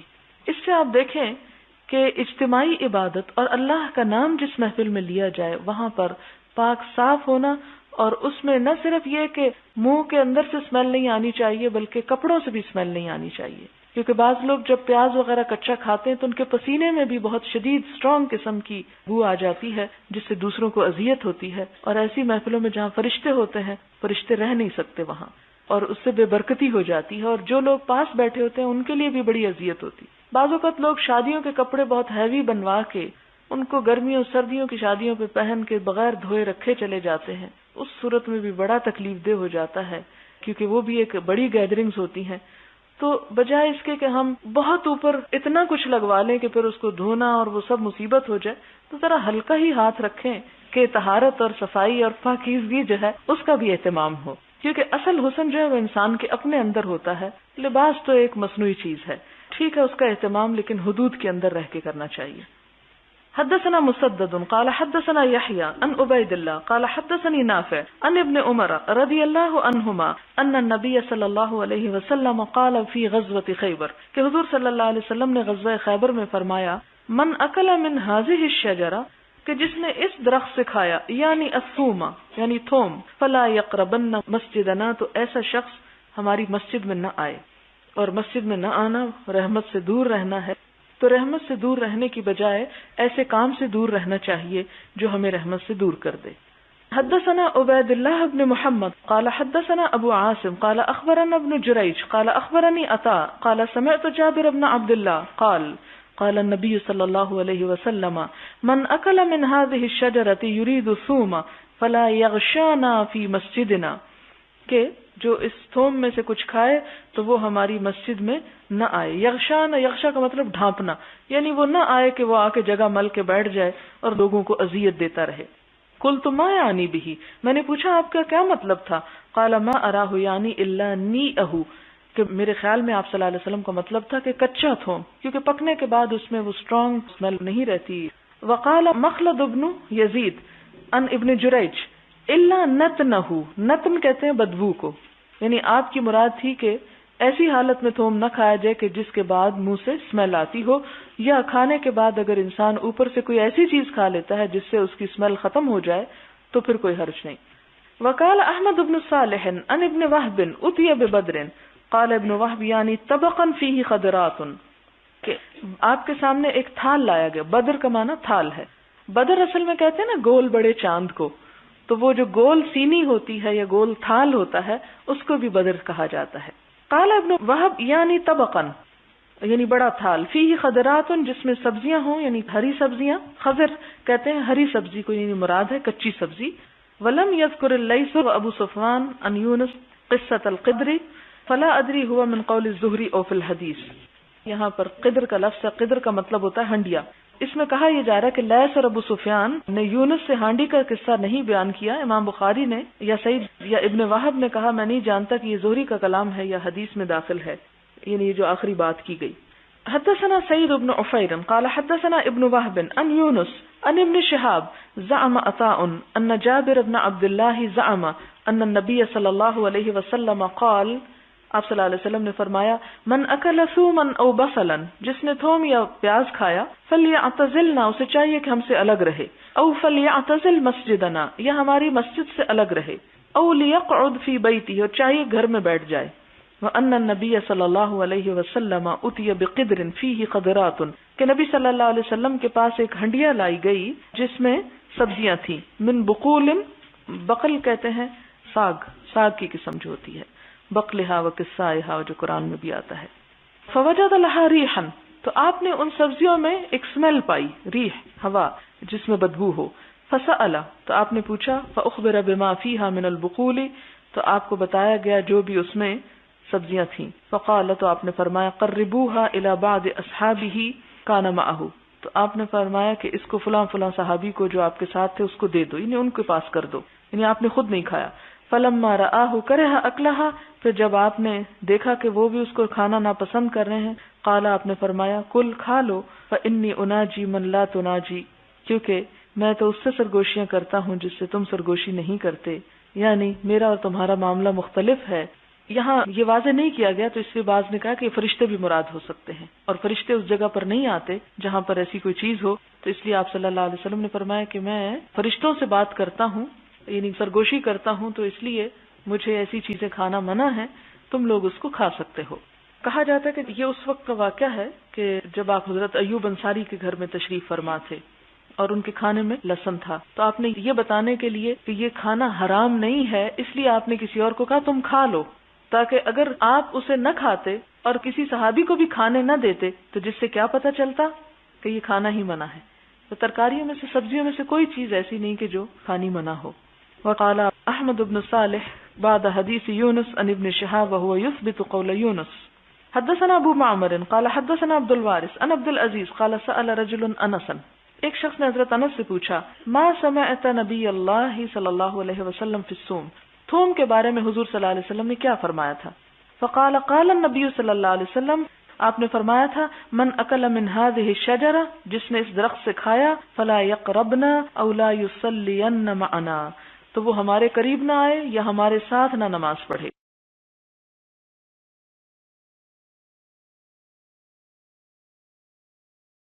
باب وضوء الصبیان، بچوں کے وضو کا بیان۔ ومتى يجب عليهم الغسل، اور کب واجب ہوتا ہے ان پر غسل کرنا، یعنی لڑکے خاص طور پر، لڑکیوں کا تو بڑا واضح ہے، صاف سی بات ہے کہ جب پیریڈ شروع ہو جائیں تو ان پر غسل لازم ہو جاتا ہے۔ والطہور، اور پاک رہنا، وحضورهم الجماعہ، اور جماعت میں حاضر ہونا، والعیدین، عیدوں میں حاضر ہونا، والجنائز، جنازوں میں حاضر ہونا، وصفوفهم، اور ان کی صفوں میں کھڑے ہونا کب سے شروع ہوتا ہے؟ حدثنا ابن المثنى قال حدثني غندر قال حدثنا شعبة قال سمعت سليمان الشيباني قال سمعت الشعبي قال اخبرني من مر مع النبي صلى الله عليه وسلم على قبر منبوذ۔ سلیمان الشیبانی کہتے ہیں کہ میں نے شعبی سے سنا کہ اخبرنی، مجھے خبر دی ہے، کس نے؟ من مرہ، جو گزرا ایک دفعہ، مع النبی صلی اللہ علیہ وسلم، حضور صلی اللہ علیہ وسلم کے ساتھ، یعنی ایک صحابی نے خبر دی ہے۔ کہاں سے گزرے تھے آپ اس وقت؟ علی قبر منبوذ، ایک الگ تھلگ قبر سے۔ نبذہ کا مطلب ہوتا پھینکنا، اور جو چیز انسان اپنے سے دور پھینک دیتا وہ کیا ہو جاتی ہے؟ الگ ہو جاتی ہے۔ فأمہم وصفوا علیہ فقلت یا ابا عمرو من حدثک، تو اس وقت آپ نے کیا کیا؟ آپ نے امامت کرائی اور لوگوں نے صف باندھی۔ میں نے شعبی سے پوچھا تم سے یہ کس نے بیان کیا؟ فقال ابن عباس، تو انہوں نے کہا ابن عباس نے۔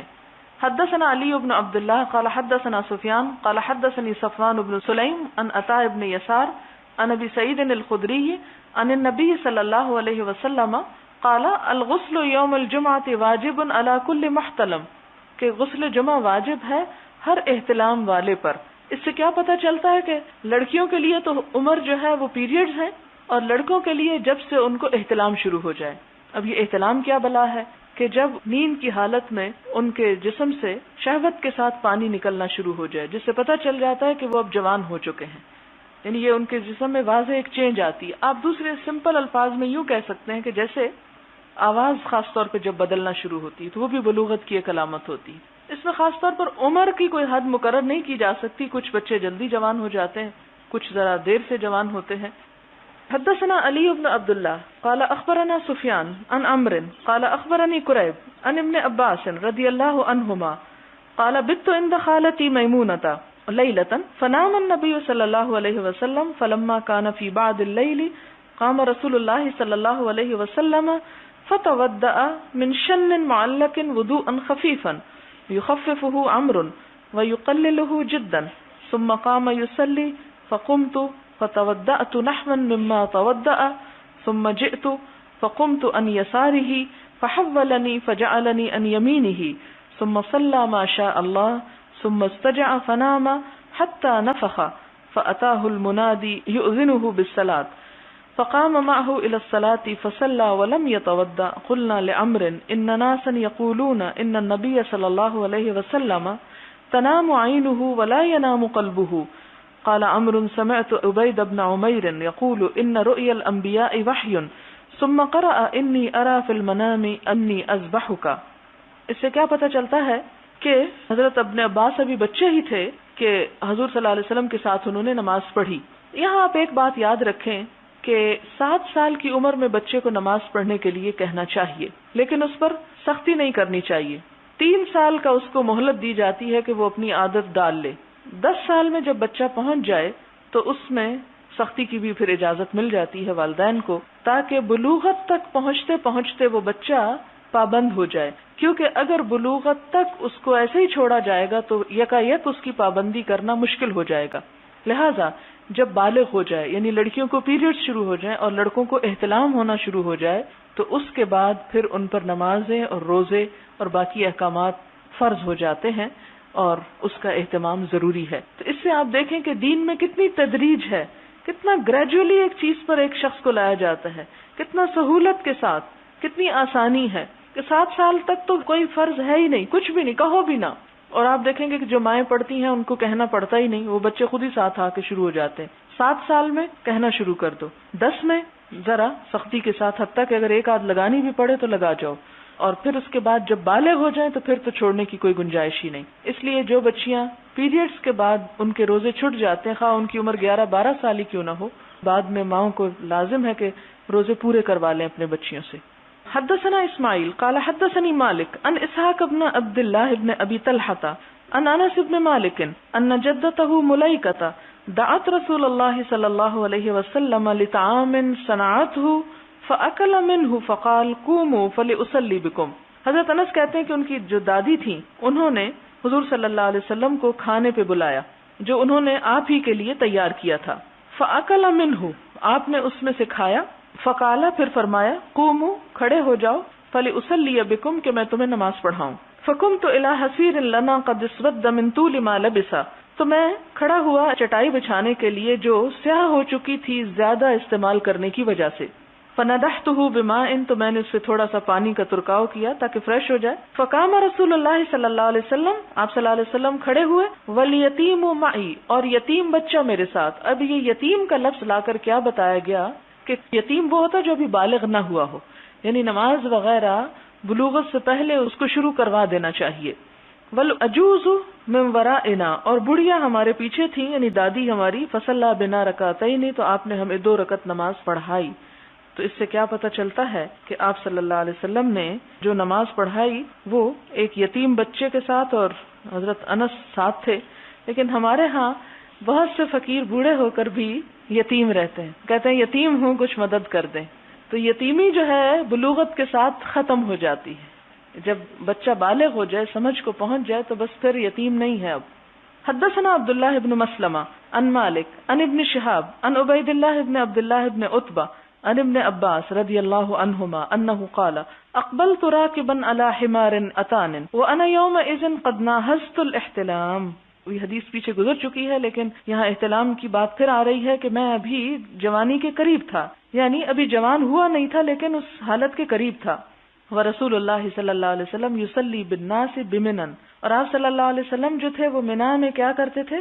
نماز پڑھا رہے تھے. الی غیر جدار کسی دیوار کے بغیر. فمررت بین یدی بعض الصف میں بعض صف کے آگے سے گزر گیا. فنزلت پھر میں اترا یعنی گدھی سے اتر آیا. وارسلت الاتان ترتا اور گدھی کو چھوڑ دیا کہ چرتی پھرتی رہے. ودخلت فی الصف اور میں صف میں داخل ہو گیا. فلم ینکر ذلک علی احد تو کسی نے مجھ پر کوئی انکار نہ کیا. یعنی نابالغ بچہ صف میں شامل ہو کے نماز پڑھ سکتا ہے، مراد یہ ہے. حدثنا ابو الیمان قال اخبرنا شعیب عن الزہری قال اخبرنی عروۃ بن الزبیر ان عائشہ قالت اعتم النبی صلی اللہ علیہ وسلم دیر سے عشاء کی نماز پڑھی آپ صلی اللہ علیہ وسلم نے. وقال عیاش حدثنا عبد الاعلی قال حدثنا معمر عن الزہری عن عروہ ان عائشہ رضی اللہ تعالی عنہا قالت اعتم رسول اللہ صلی اللہ علیہ وسلم فی العشاء حتی نادى عمر قد نام النساء والصبیان کہ حضور صلی اللہ علیہ وسلم تاخیر سے گھر سے نکلے تو حضرت عمر نے بلند آواز سے کیا فرمایا؟ بچے اور عورتیں سو گئے ہیں. اس سے کیا پتہ چلتا ہے کہ عشاء کی نماز میں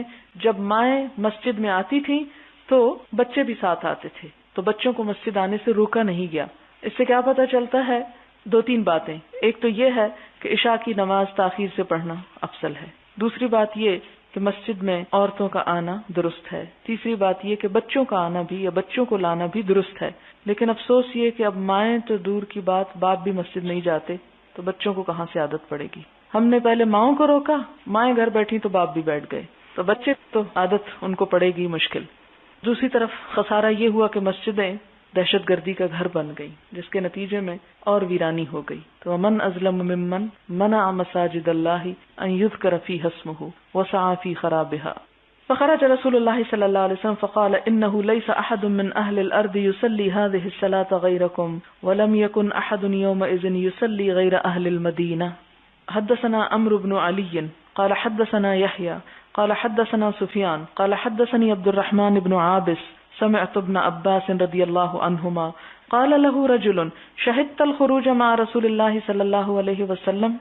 عبد الرحمن بن عابس کہتے ہیں کہ میں نے ابن عباس سے سنا کہ ان کو ایک شخص نے کہا کیا تم حاضر ہوئے تھے حضور صلی اللہ علیہ وسلم کے ساتھ نکل کر، یعنی تم نے نکلنا دیکھا تھا حضور صلی اللہ علیہ وسلم کے ساتھ، مراد یہ کہ عورتوں کا.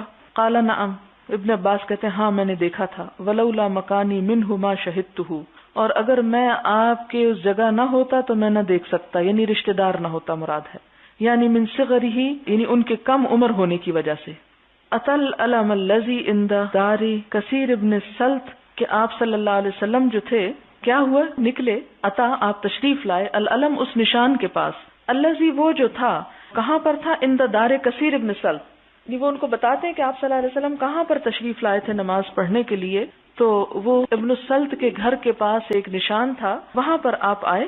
پھر کیا ہوا، ثم خطبہ، پھر آپ نے خطبہ دیا، ثم اتى النساء، پھر عورتوں کے پاس تشریف لائے، فوعظہن، پھر ان کو خطبہ دیا. پھر کیا کیا، وذکرہن، اور ان کو بھی نصیحت کی، وامرہن، اور ان کو حکم دیا ان یتصدقن، کہ وہ صدقہ کریں.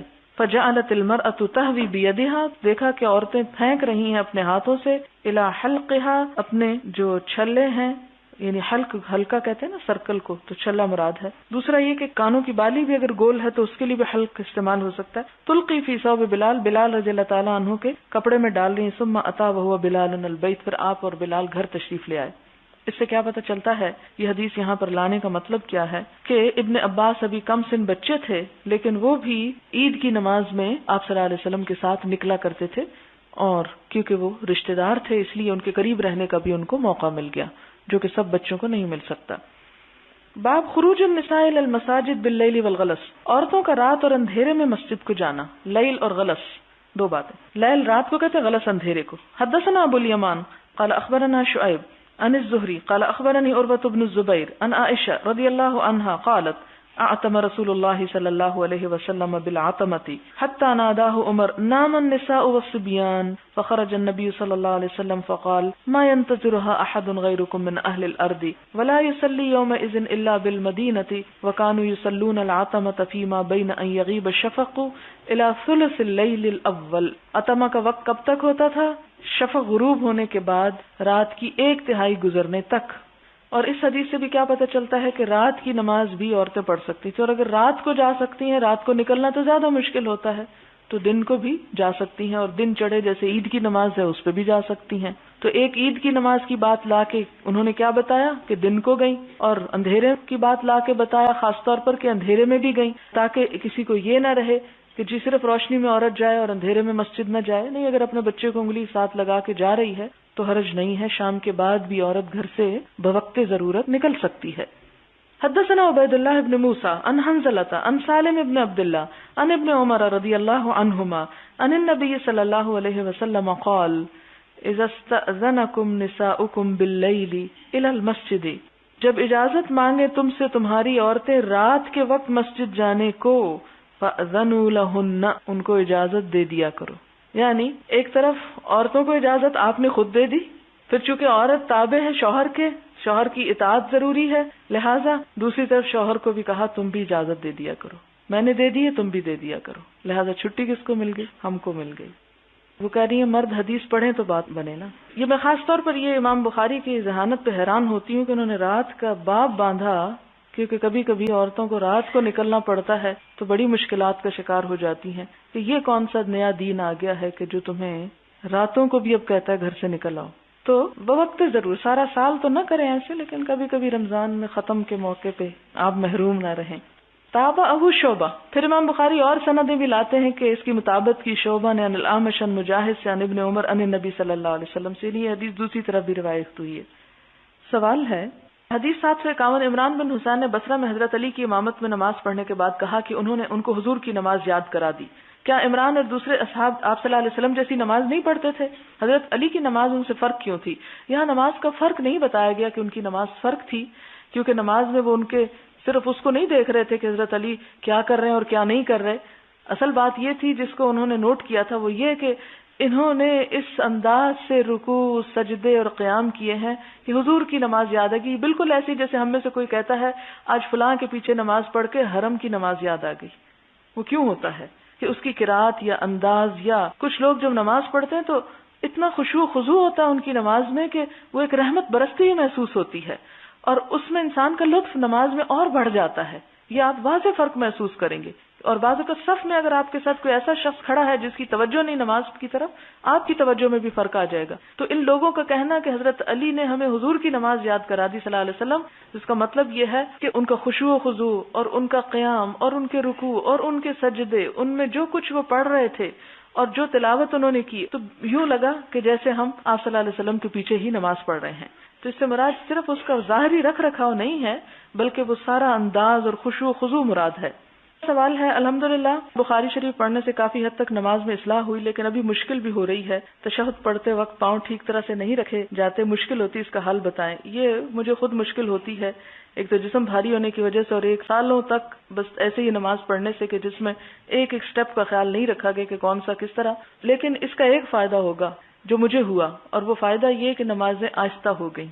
وہ تسلی اور وہ خشوع و خضوع جو پہلے کوشش کے باوجود نہیں پیدا ہوتا تھا، جب ایک ایک سٹیپ پہ سنت کو فالو کرنا شروع کیا تو اس عرصے سے میری نماز خود بخود آہستہ ہو گئی. اس سے پہلے اگر ماں کہتی بھی تھی کہ آہستہ پڑھو تو آہستہ ہو نہیں پاتے تھے، لیکن جب وہ پتا چلا کہ اچھا یہ بھی کرنا ہے، یہ بھی کرنا ہے، تو وہ جب سوچنے میں ذرا ٹائم لگتا تھا تو نماز سلو ہو گئی. تو آپ بھی کریں گے تو تھوڑا سلو بھی ہو جائیں گے، خشوع بھی انشاءاللہ آئے گا، اور آپ واضح فرق اپنی کیفیت میں محسوس کریں گے جب آپ پراپر طریقے سے پاؤں اور سجدہ اور ہر چیز کریں. کیونکہ جب ہم لیزی ہو کے سجدہ اور لیزی ہو کے تحیات پہ بیٹھتے ہیں تو دماغ بھی ساتھ ہی سست ہو جاتا ہے، کیونکہ انسان کے بیٹھنے اور کھڑے ہونے کی پوزیشن سے اس کے دماغ کے الرٹ ہونے کا بہت تعلق ہوتا ہے. جب آپ ٹیک لگا کے بیٹھ جائیں تو آپ کی فیلنگ اور ہو جائے گی بنسبت اس کے کہ آپ بالکل اسٹریٹ بیٹھے ہوں اور آپ کا پوسچر بھی درست ہو. مجھ سے کسی نے سوال کیا کہ نماز میں ہم پڑھتے ہیں التحیات للہ والصلوات والطیبات والسلام علیک ایھا النبی ورحمۃ اللہ وبرکاتہ. ان الفاظ سے پتہ چلتا ہے کہ ہم حضور صلی اللہ علیہ وسلم کو مخاطب کر رہے ہیں. اس سے یہ پتہ چلتا ہے کہ آپ کا اس دنیا سے تعلق نہیں ٹوٹا اور وہ عام لوگوں کی طرح نہیں مرے. مجھے سمجھ نہیں آتی کہ انہیں کیا جواب دیں. اس میں آپ دیکھیں کہ یہ تو بالکل اسی طرح ایک ٹیکسٹ سکھائی گئی ہے جیسے قرآن پاک کی بہت سی آیات. وہ ایک وحی ہے جو اتر آئی، یہ دعا ہے جو ایک سکھا دی گئی. اس کے بعد ہمیں ایز اٹ از پڑھنا ہے. مثلاً آپ دیکھیں کہ قرآن پاک میں آتا ہے یا ایھا الرسول بلغ ما انزل الیک من ربک، کہ اے نبی آپ پہنچا دیجئے جو بھی آپ کی طرف اتارا گیا لوگوں کے لیے.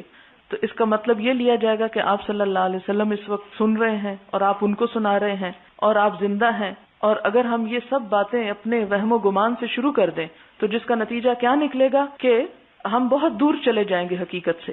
آپ صلی اللہ علیہ وسلم کے بارے میں اللہ تعالیٰ قرآن پاک میں واضح الفاظ میں فرماتے ہیں انک میت و انہم میتون، کہ آپ بھی مرنے والے ہیں اور وہ بھی مرنے والے ہیں. وہ اس موت کی حقیقت کیا ہے کیا نہیں یہ ہمیں نہیں بتایا گیا. ظاہر ہے کہ آپ کا مقام اور مرتبہ تمام انسانیت سے بلند ہے. آپ کے ساتھ جو آخرت میں معاملہ ہوگا وہ ہر ایک سے منفرد ہوگا. آپ کی جنت ہر ایک کی جنت سے اعلیٰ و افضل ہے. اور اللہ تعالیٰ نے آپ کو جو مقام عطا کیا اس کو سامنے رکھتے ہوئے ہمیں صرف وہ مرتبے بتا دیے گئے. یہ نہیں بتایا گیا کہ وہ اب قبر میں کس حال میں ہیں اور وہ سن رہے ہیں کہ نہیں سن رہے، اور زندہ ہیں اور زندگی کیسی ہے، یا موت ہے تو موت کیسی ہے. ہم تو صرف ظاہری الفاظ کو دیکھیں گے کہ جب یہ کہا گیا کہ انک میتن و انہم میتون، اور ایک اور جگہ پر آتا ہے وما جعلنا لبشر من قبلک الخلد، کہ اے نبی صلی اللہ علیہ وسلم ہم نے آپ سے پہلے بھی کسی انسان کے لیے ہمیشگی نہیں بنائی. افا ام متا، کیا اگر آپ مر جائیں، فہم الخالدون، تو وہ ہمیشہ باقی رہیں گے دنیا میں. تو موت جو ہے وہ اس زندگی سے دوسری زندگی کی طرف جانے کا نام ہے. ان دونوں صورتوں میں بہت فرق ہے اور وہاں پر ہر ایک کے ساتھ معاملہ اسی کی حیثیت کے مطابق ہوتا ہے. لیکن اس سے اس قسم کی باتیں نکالنا کہ اس سے یہ ثابت ہوتا ہے، پھر تو قرآن کی بہت سی آیتوں سے بھی یہ ثابت ہوتا ہے اور ہمیں ان کو نہیں پڑھنا چاہیے. مثلاً اگر یہ کہا جا رہا ہے آپ صلی اللہ علیہ وسلم کو قرآن پاک میں یا ایھا الرسول بلغ ما انزل الیک من ربک، اے نبی صلی اللہ علیہ وسلم آپ پہنچائیے، تو اس کا مطلب ہے کہ اب آپ کو قبر میں یہ حکم دیا جا رہا ہے کہ آپ اٹھیے اور لوگوں کو جا کے بتائیے. نہیں، آپ نے اپنا دین مکمل کیا، آپ پر نعمت کا اتمام ہوا، اور وہ سب کچھ اپنا فرض ادا کرنے کے بعد اب آپ کسی اور جگہ پر ہیں، وہاں کیا ہے اور کیا نہیں اس کا ہمارے عمل سے کوئی تعلق نہیں، اور ایسی باتوں کی بحث تمہیز میں پڑھنے سے اجتناب کرنا چاہیے. اس سے عقائد میں خرابی واقع ہو جاتی ہے جو بعض اوقات انسان کو فائدے کی بجائے نقصان تک پہنچا دیتی ہے.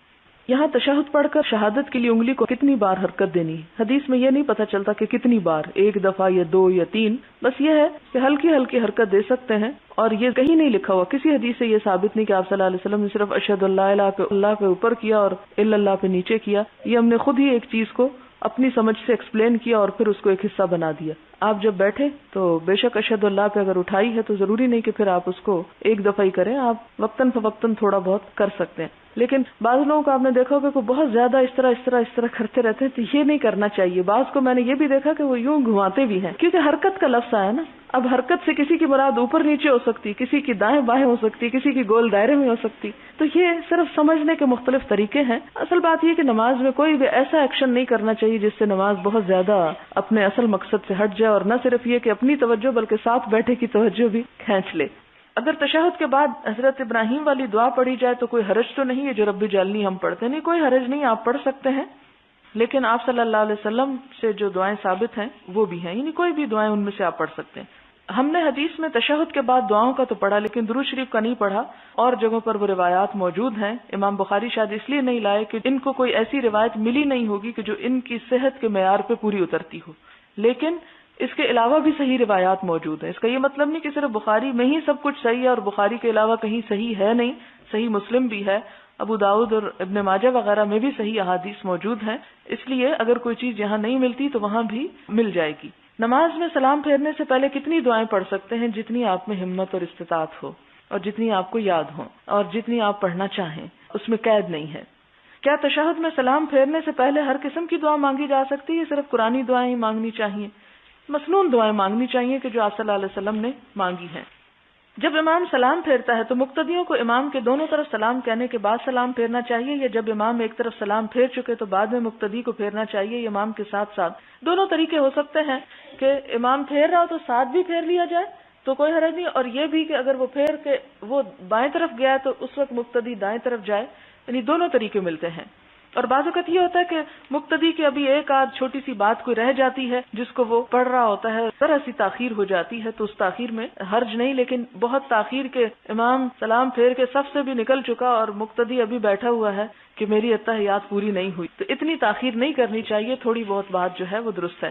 حدیث میں آیا کہ یہ کہنا کہ فلاں تارے کی فلاں جگہ پر آنے سے بارش ہوتی ہے تو وہ اللہ کا منکر ہے. کیا محکمہ موسمیات والے جو یہ بتاتے ہیں کہ آئندہ 24 گھنٹے میں فلاں جگہ بارش ہوگی، وہ یہ کہتے ہیں بارش کا امکان ہے، یہ نہیں کہتے ہوتے ہوگی، اور فلاں جگہ نہیں، تو کیا ایسا بھی منکر میں آ جاتا ہے؟ نہیں. یہ تو یہ کہ ایک آلہ جو کچھ بتا رہا ہے اس پہ ڈپینڈ کر کے وہ ایک قیافہ، ایک اندازہ لگاتے ہیں، وہ حتمی یا یقینی بات نہیں کہتے، اس لیے یہ اس میں شامل نہیں ہوتا. میں اکثر آنکھیں بند کر کے نماز پڑھتی ہوں تاکہ مکمل دھیان نماز میں رہے، اور اس طرح میرے دل کو سکون ملتا ہے. جب آنکھیں کھولتی تو میرا دھیان ادھر ادھر چلا جاتا ہے. پلیز یہ بتا دیں کہ اس سے نماز پر کوئی اثر تو نہیں پڑے گا؟ نہیں، کوئی اثر نہیں پڑتا، آپ پڑھ سکتی ہیں اس طرح. سوال ہے، اگر نماز پڑھ چکے اور دعا مانگنے کو دل بھی چاہ رہا ہے لیکن وقت نہیں ملتا تو کیا چلتے پھرتے دعا کر لینی چاہیے؟ اور چلتے پھرتے کی گئی دعا اتنی ہی قبولیت کے درجے کو پہنچتی ہے جتنی کہ جائے نماز پر بیٹھ کر مانگی جانے والی دعا؟ اس میں آپ دیکھیں کہ وہ جو تسبیحات فاطمہ آپ پیچھے حدیث میں پڑھ چکے ہیں اور جن کا اجر اور ثواب بے پناہ ہے، اس کو میں نے گھڑی دیکھ کر پڑھا ہے، 1.25 سے 1.5 منٹ لگتا ہے صرف تینوں تسبیحات پڑھنے میں، اور وہ بھی نہیں کہ بہت تیز تیز، آرام سے منہ سے لفظ ادا ہوتا ہے. جہاں ہم نماز پڑھ لیتے ہیں تو کیا 1.5 منٹ اوپر نہیں بیٹھ سکتے؟ اگر وہ تسبیحات پڑھ کے صرف آپ اتنا ہی کہہ دیں ربنا آتنا فی الدنیا حسنۃ وفی الآخرۃ حسنۃ وقنا عذاب النار، گویا آپ نے ایک جامع دعا مانگ لی، سب کچھ مل گیا آپ کو. کیونکہ دعا مانگنا فرض نہیں ہے، نماز کا حصہ نہیں ہے، افضل ہے اور قبولیت کا وقت ہے، اس لیے مانگی جاتی ہے. اس کے بعد آپ دیکھیں کہ اگر کسی شخص کے پاس 1.5 منٹ بھی نہیں ہے اور مثلا ہنڈیا جل رہی ہے یا کوئی دروازہ نوک کر رہا ہے یا کوئی ایسے مہمان آ گئے ہیں، یعنی بعض اوقات ایمرجنسی ہوتی ہے کہ بمشکل آپ نماز پوری کر کے اور فوراً بھاگتے ہیں، مثلا گاڑی چھوٹ رہی ہے، تب آپ کہیں 1.5 منٹ میں ذرا تسبیح کر لوں اور پھر میں گاڑی میں جا کے بیٹھوں گی، تو نہیں، اس صورت میں آپ چلے جائیں اور گاڑی میں بیٹھ کر بھی آپ اپنی تسبیح پوری کر سکتے ہیں، آپ چلتے ہوئے بھی کر سکتے ہیں، آپ ہنڈیا پکاتے ہوئے بھی کر سکتے ہیں، کیونکہ قرآن پاک ہی میں آپ پڑھ چکے ہیں کہ الذین یذکرون اللہ قیاما، پہلے قیام کا لفظ آتا ہے کہ وہ جو اللہ کا ذکر کرتے ہیں کھڑے ہو کر، وقعودا بیٹھ کر، وعلی جنوبہم اور لیٹ کر. تو اس صورت میں مثلاً آپ کو بہت نیند آ رہی ہے اور آپ نے بمشکل سلام پھیرا اور آپ سوچتے ہیں کہ اب لیٹ کے آپ یہ تھکے ہوئے ہیں، کوئی حرج نہیں، ہر صورت میں ہو سکتی ہے. اللہ تعالیٰ یہ نہیں دیکھتا کہ کون بیٹھ کے پڑھ رہا ہے تو زیادہ ثواب اور جائے نماز پہ بیٹھ کے پڑھ رہا ہے، نہیں، وہ یہ دیکھتا ہے کہ کون دل کی کس حضوری کے ساتھ دعا مانگ رہا ہے. کسی حافظ صاحب نے مجھ سے سوال کیا کہ آپ مجھے بتائیں کہ اللہ تعالیٰ نے ہر حکم کے ساتھ قیامت کے دن مختلف سزاؤں کا ذکر کیا ہے جبکہ نماز کا حکم دیا گیا ہے، مگر پورے قرآن میں اس کے ادا نہ کرنے کی سزا کا کوئی حکم نہیں. میں نے خود بھی کوشش کی، پوری طرح تو نہیں، مگر جہاں کہیں بھی نماز اور زکوٰۃ کا حکم ہے، زکوٰۃ کی ادائیگی نہ کرنے کی سخت سزاؤں کا ذکر ہے، نماز کا سختی سے ادا کرنے کا حکم ہے مگر ادا نہ کرنے کی سزا کا حکم نہیں. اس میں آپ دیکھیں کہ عموماً میں ایک عام بات آپ کو بتاؤں کہ جب بھی کوئی شخص آپ سے سوال کرے تو یہ نہ سمجھے کہ وہ آپ پہ حملہ آور ہو رہا ہے یا آپ کو نیچے دکھانا چاہتا ہے. جب کوئی سوال کرتا ہے آپ سے، آپ اس کو بہت ٹھنڈے دل سے سنیں، اس میں خوف زدہ نہ ہو، جذباتی نہ ہو. بہت سارے لوگ صرف اپنی سیٹسفیکشن چاہتے ہیں، ایک بات جاننا چاہتے ہیں. ایسے لوگوں کے لیے بھرپور کوشش کریں کہ ان کو جواب دے سکیں، لیکن گھبراہٹ کے بغیر. کچھ لوگ ایسے ہوتے ہیں جو صرف آپ کو تنگ کرنا چاہتے ہیں، آپ کو زچ کرنا چاہتے ہیں، آپ کو ستانا چاہتے ہیں. کوشش کریں کہ اگنور کر جائیں تاکہ انہیں مزید موقع ہی نہ ملے ستانے کا. لیکن اس کے باوجود اگر وہ نہیں باز آتے تو اس صورت میں ان کو پھر اگر خود سے دلیل نہیں معلوم تو کسی اور سے معلوم کر کے دی جا سکتی ہے. اگر یہ چیزیں آپ اپنے ذہن میں رکھ کے لوگوں کے جواب دیں تو آپ کو گھبراہٹ نہیں ہوگی اور آپ پریشان نہیں ہوں گے اور سوال کو ایک اپنے لیے چیلنج یا مصیبت نہیں سمجھیں گے. اور اس میں ہمیشہ یہ سوچنا چاہیے کہ ہم نامکمل انسان ہیں، ہمارا علم بھی کامل نہیں. وما اوتیتم من العلم الا قلیلا، کہ ہمیں علم میں سے بہت تھوڑا ملا ہے. جواب دیتے وقت ہمارے ذہن میں یہ ہونا چاہیے کہ ہمیں کوئی ان سے نمبر نہیں حاصل کرنے، نہ کسی سے تعریف حاصل کرنی ہے، نہ کسی سے کوئی مفاد حاصل کرنا ہے. ہم کو اللہ کی طرف سے جو ذمہ داری ہم پہ عائد ہوتی ہے کہ ہمیں اگر دوسروں سے کچھ بات زیادہ پتہ ہے تو وہ پہنچا دینی، اور اگر ہمیں نہیں پتہ تو اس میں شرمندہ ہونے کی یا خوف زدہ ہونے کی ضرورت نہیں. آسانی اور اطمینان کے ساتھ معذرت کر لینی چاہیے کہ مجھے نہیں معلوم. امام مالک کے دور کا واقعہ ہے، ایک شخص نے کسی سے کچھ سوال پوچھے تو اس نے کہا کہ یہ سوال تم اگر امام مالک سے جا کے کرو تو تمہیں ضرور جواب مل جائیں گے. تو بڑی امید لے کے امام مالک کے پاس آئے جو کئی سالوں سے وہ حدیث کا درس دے رہے تھے، اور اس نے ایک سوال پوچھا تو امام مالک اطمینان سے کہتے ہیں لا ادری، مجھے اس کا جواب نہیں آتا. وہ بڑا حیران ہوتا ہے کہ میں تو اتنی تعریف سن کے آیا ہوں اور یہ کہتے ہیں نہیں پتا. وہ دوسرا تیسرا کئی سوال اور سب سوالوں کے جواب میں وہ یہی اطمینان سے کہتے ہیں کہ مجھے اس کا نہیں پتا. تو آپ دیکھیں کہ اگر آپ کسی کو یہ کہہ دیتے ہیں کہ مجھے نہیں پتا، اس میں کیا حرج کی بات ہے؟ کیا ہر شخص کو ہر بات پتا ہونا ضروری ہے یا لازم ہے؟ تو اس سے ہماری شان میں فرق نہیں آتا. اور اگر ہم تواضع اختیار کر ہی لیں اور اللہ کی خاطر کریں تو اللہ تعالیٰ ایسے شخص کی عزت اور بڑھا دیتے ہیں. ایک حدیث میں آتا ہے من تواضع للہ رفعہ اللہ، جو اللہ تعالیٰ کے لیے تواضع اختیار کرتا ہے اللہ اس کو اور بلندی دیتے ہیں. اللہ کے لیے تواضع کیا ہے؟ کہ اللہ کے ڈر سے انسان کسی کو غلط بات نہ بتائے کہ ہاں اب میری یہاں پر بےزتی ہو جائے گی اس لیے اب عزت رکھنی ہے، چاہے جھوٹی بات ہے، غلط ہے، بس میں کچھ نہ کچھ بتا دوں. نہیں، اگر آپ نے اللہ تعالیٰ کو ناراض کر کے لوگوں کے سامنے اپنی عزت بنانے کی کوشش کی تو وہ عزت نہیں بنی رہے گی، وہ ختم ہو جائے گی. لہٰذا اطمینان سے آپ یہ کہہ سکتے ہیں جی میں تو ابھی طالب علم ہوں، میرا تو علم بہت ناقص ہے، میں اس بات کو نہیں جانتی.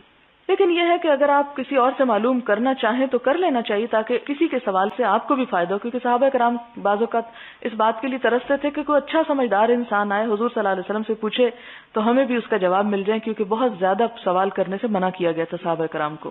یہاں جو سوال ہے اگر آپ اس کو ٹھنڈے دل سے قرآن پاک پہ غور کریں تو آپ کو نماز چھوڑنے کی سزا کا بھی ساتھ ہی علم ہو جائے. مثلا ایک جگہ پر آتا ہے کہ فی جنات یتساءلون عن المجرمین، کہ جنت میں وہ مجرموں سے پوچھیں گے ما سلککم فی سقر، کہ جہنم میں تمہیں کیا چیز لے گئی؟ قالوا لم نک من المصلین، تو کہیں گے ہم نماز پڑھنے والے نہ تھے. ایک اور جگہ پر آتا ہے فویل للمصلین. ایک اور جگہ پر آتا ہے قد افلح المؤمنون الذین هم فی صلاتهم خاشعون. فلاح کا دار و مدارس. تو ایسی بات نہیں ہے کہ قرآن میں سزا نہیں ہے، قرآن میں سزا موجود ہے. ایک اور ٹرینڈ جس کو توڑنا ضروری ہے وہ یہ کہ ہر بات کا جواب صرف قرآن میں نہیں ہے. حضور صلی اللہ علیہ وسلم چلتا پھرتا قرآن سے آپ کی سنت اور آپ کی زبان سے بھی بہت سی چیزوں کی سزا کا ذکر ہوا ہے، اس کو بھی سامنے رکھنا ضروری ہے دین کو سمجھنے کے لیے. بجائے اس کے کہ ہم بہت زیادہ اپنی عقل استعمال کریں تو عقلی جواب سے پہلے ہم حضور صلی اللہ علیہ وسلم کی حکمت سے استفادہ کریں. اگر کوئی جواب وہاں مل جاتا ہے تو وہ زیادہ بہتر ہے. سوال ہے، حضور صلی اللہ علیہ وسلم کے ارشاد مبارک اس طرح نماز پڑھو جیسے مجھے دیکھو کہ نماز پڑھتا ہوں، اور احادیث میں بیان کردہ طریقہ نماز سے پتہ چلتا ہے کہ عورت اور مرد کی نماز میں کوئی فرق نہیں ہے، تو پھر ہم لوگوں میں یہ بات کس طرح سرایت کر گئی کہ مرد اور عورت کی نماز میں بہت واضح فرق ہے؟ عورتوں کی اکثریت زمین سے جڑ کر خوب سمٹا کر نماز پڑھتی ہیں، جبکہ حضور صلی اللہ علیہ وسلم کے قول کی موجودگی میں علماء کی رائے کی کوئی حیثیت نہیں ہونی چاہیے تھی۔ علماء کو بھی اپنی رائے سے حدیث کی طرف رجوع کر لینا چاہیے تھا، مگر آج تک لوگ اسی طریقے پر چلے آ رہے ہیں جبکہ صحیح احادیث موجود ہیں۔ اب یہ تو آپ ان سے پوچھ سکتے ہیں کہ جو اپنے طریقے پہ جمے ہوئے ہیں۔ میں تو بار بار آپ کو یہی کہتی ہوں کہ ایک بندہ مومن کا دل کمپس کی سوئی کی طرح ہے کہ وہ اپنے رب کو چاہتا ہے، کہ رب کی تلاش ہے اس کو، اور جدھر رب کی رضا ہے وہ اسی طرف گھوم جاتا ہے، یہ نہیں دیکھتا کہ کون کیا کر رہا ہے۔ لیکن اگر کسی کی یہ کیفیت نہیں پیدا ہوتی تو ہم کیا کر سکتے ہیں؟ وآخر دعوانا الحمد للہ رب العالمین۔ سبحانک اللہم وبحمدک نشہد ان لا الہ الا انت نستغفرک ونتوب الیک۔ والسلام علیکم ورحمۃ اللہ وبرکاتہ۔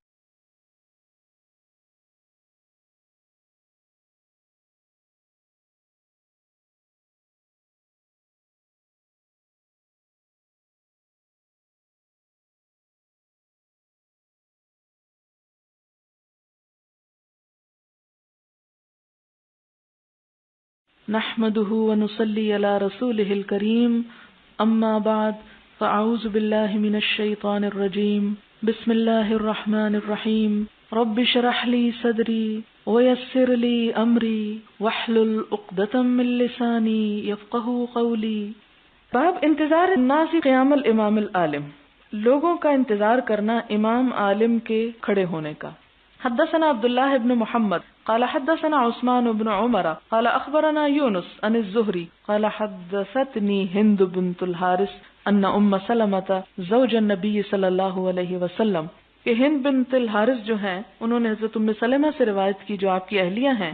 کیا روایت کی کہ اخبرتھا، انہوں نے ہند کو بتایا کہ ان النساء فی عہد رسول اللہ صلی اللہ علیہ وسلم، کے حضور صلی اللہ علیہ وسلم کے زمانے میں عورتیں کن اذا سلمن من المکتوبۃ قمنا، کہ جب فرض نماز کے بعد سلام پھیر لیتی تو کھڑی ہو جاتی، وثبت رسول اللہ صلی اللہ علیہ وسلم، اور نبی صلی اللہ علیہ وسلم جم کے بیٹھے رہتے، ومن صلی من الرجال ما شاء اللہ، جو اللہ چاہے مردوں کو نماز پڑھنے کی توفیق دے تو وہ پڑھ لیتے، فاذا قام رسول اللہ صلی اللہ علیہ وسلم قام الرجال، اور جب حضور صلی اللہ علیہ وسلم نماز سے کھڑے ہوتے تو سب لوگ کھڑے ہو جاتے۔ مراد اس سے کیا ہے کہ نماز سے جب اٹھنا ہو تو کیسے اٹھا جائے۔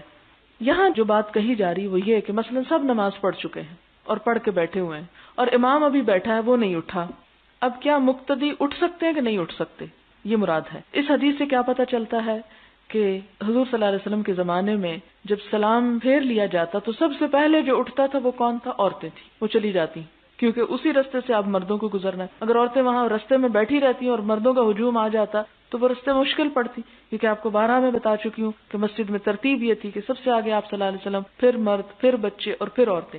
اس کا مطلب ہے کہ عورتیں مسجد کے بالکل پچھلے حصے میں، اور پچھلا حصہ دروازے کے عموماً قریب ہوتا ہے، اگر سائڈ پہ دروازہ نہیں ہے تو عورتیں وہ جگہ چھوڑ کے چلی جاتی، پھر مرد نکلتے تھے۔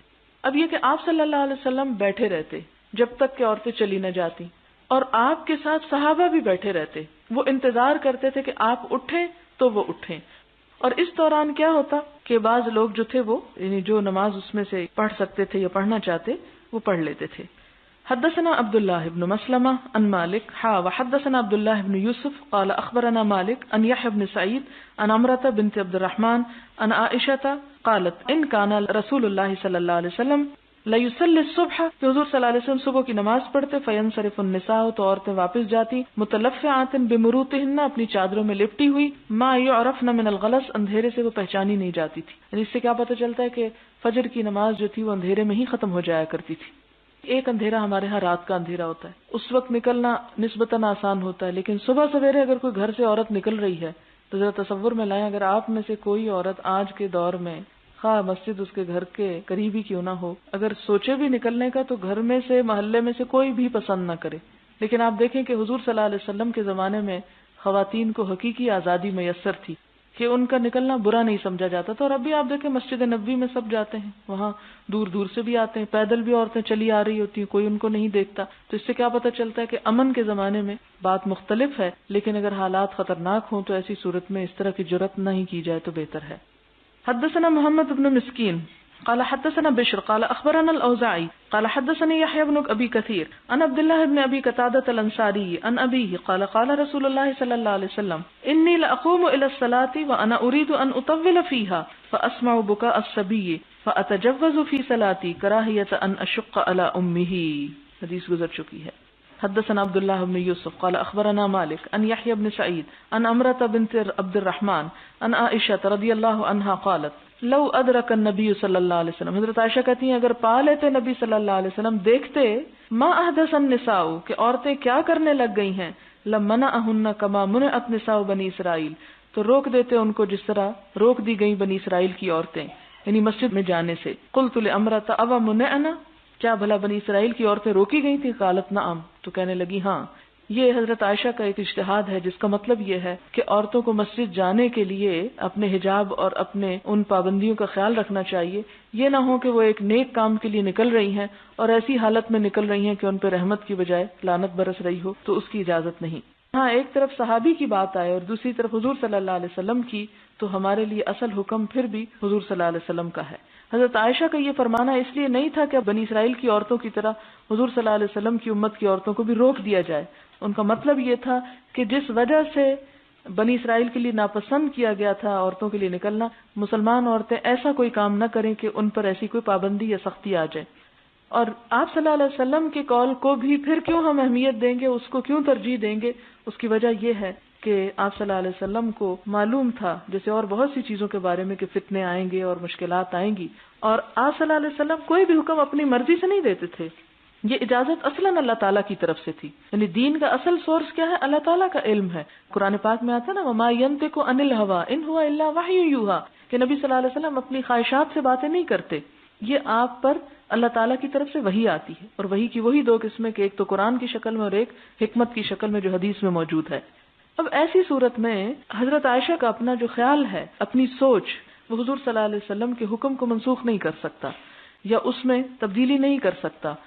صرف ضرورت اس بات کی ہے کہ ان چیزوں کو نہ کیا جائے کہ جس سے نہ صرف مسجد میں جانے سے بلکہ کہیں بھی جانے سے انسان کو روکا جا سکتا ہے یا اس پہ وہ ناپسند کیا گیا.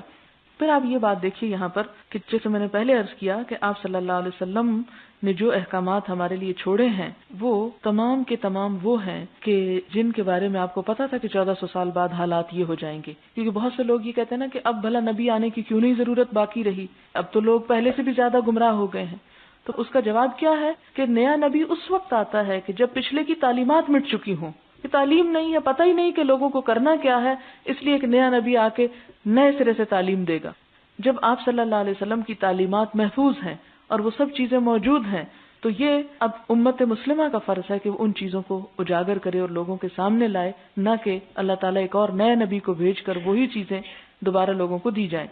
تو یہاں سے کیا پتہ چلتا ہے کہ آپ کو جو دین دیا گیا مکمل تھا اور قیامت تک کے لیے تھا، کہ کوئی اپنی مرضی سے اس میں تبدیلی نہ کرے. پھر وہی بات کہوں گی کہ جس طرح حرام کو حلال کرنے کی اجازت نہیں، اسی طرح حلال کو حرام کرنے کی بھی اجازت نہیں. پھر اس میں ہم دیکھتے ہیں کہ ایک طرف حضرت عائشہ کا یہ اجتہاد ہے، دوسری طرف ہم حضرت عبداللہ بن عمر کو جو بہت زیادہ سنت کے اتباع میں آگے تھے، ان کے بارے میں آتا ہے کہ انہوں نے اپنے بیٹے سے ایک حدیث بیان کی کہ اللہ کی بندیوں کو مسجد میں جانے سے مت روکو. تو ان کے بیٹے بلال جو تھے، اور بعض روایات میں واقد کا نام آتا ہے، کہ انہوں نے کہا نہیں ہم تو ضرور روکیں گے، یعنی حالات ایسے ہو گئے ہم تو نہیں جانے دیں گے اپنی عورتوں کو.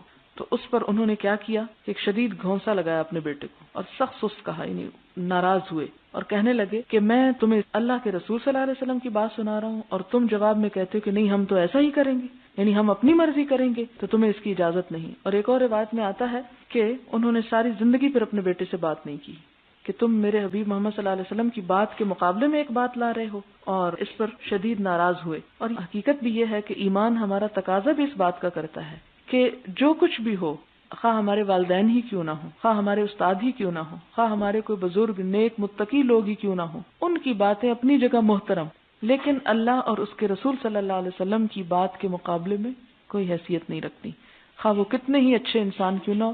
کیونکہ آپ صلی اللہ علیہ وسلم نے مسجد میں جانے سے نہیں روکا، جس چیز سے روکا وہ کیا تھی کہ وہ پابندیاں نہ توڑی جائیں جو باہر نکلنے کے لیے ایک عورت کے اوپر لگائی گئی ہیں. اب آپ دیکھیں مثال کے طور پر اگر کسی شخص کے سر میں درد ہے تو ایک علاج اس کا کیا ہو سکتا ہے کہ آپ اس کو دبا دیں اور اس کی ریزن دور کر کے درد دور کر دیں، اور ایک علاج یہ ہو سکتا ہے کہ آپ اس کا سر ہی اتار دیں۔ تو اب اگر کوئی شخص سر ہی اتارنے والا علاج کر رہا ہے تو سر کسی کا نہیں بچے گا پھر، کیونکہ کوئی شخص ایسا نہیں جس کے سر میں زندگی میں ایک دفعہ درد نہ ہوا ہو۔ تو اسی طرح ہم سے غلطیاں ہوتی ہیں، حدود ٹوٹتی ہیں، بہت سی چیزیں ہوتی ہیں، تو اس کا علاج کیا یہ نہیں ہے کہ سب پہ ایک سختی عائد کر دی جائے، ایک پابندی، اور وہ روح ختم ہو کے رہ جائے۔ آپ دیکھیں کہ ہماری عورت جاہل کب سے ہوئی؟ اس وقت سے ہوئی جب اس کا علم سے رشتہ ٹوٹ گیا، جب عبادت گاہوں سے اس کا تعلق ختم کر دیا گیا۔ تو گھروں میں مردوں نے آ کے کچھ بتایا نہیں، پڑھنے سے ویسے پابندی لگا دی گئی، کہا جی عورت پڑھ لے گی تو خط لکھے گی، معلوم نہیں کس کو۔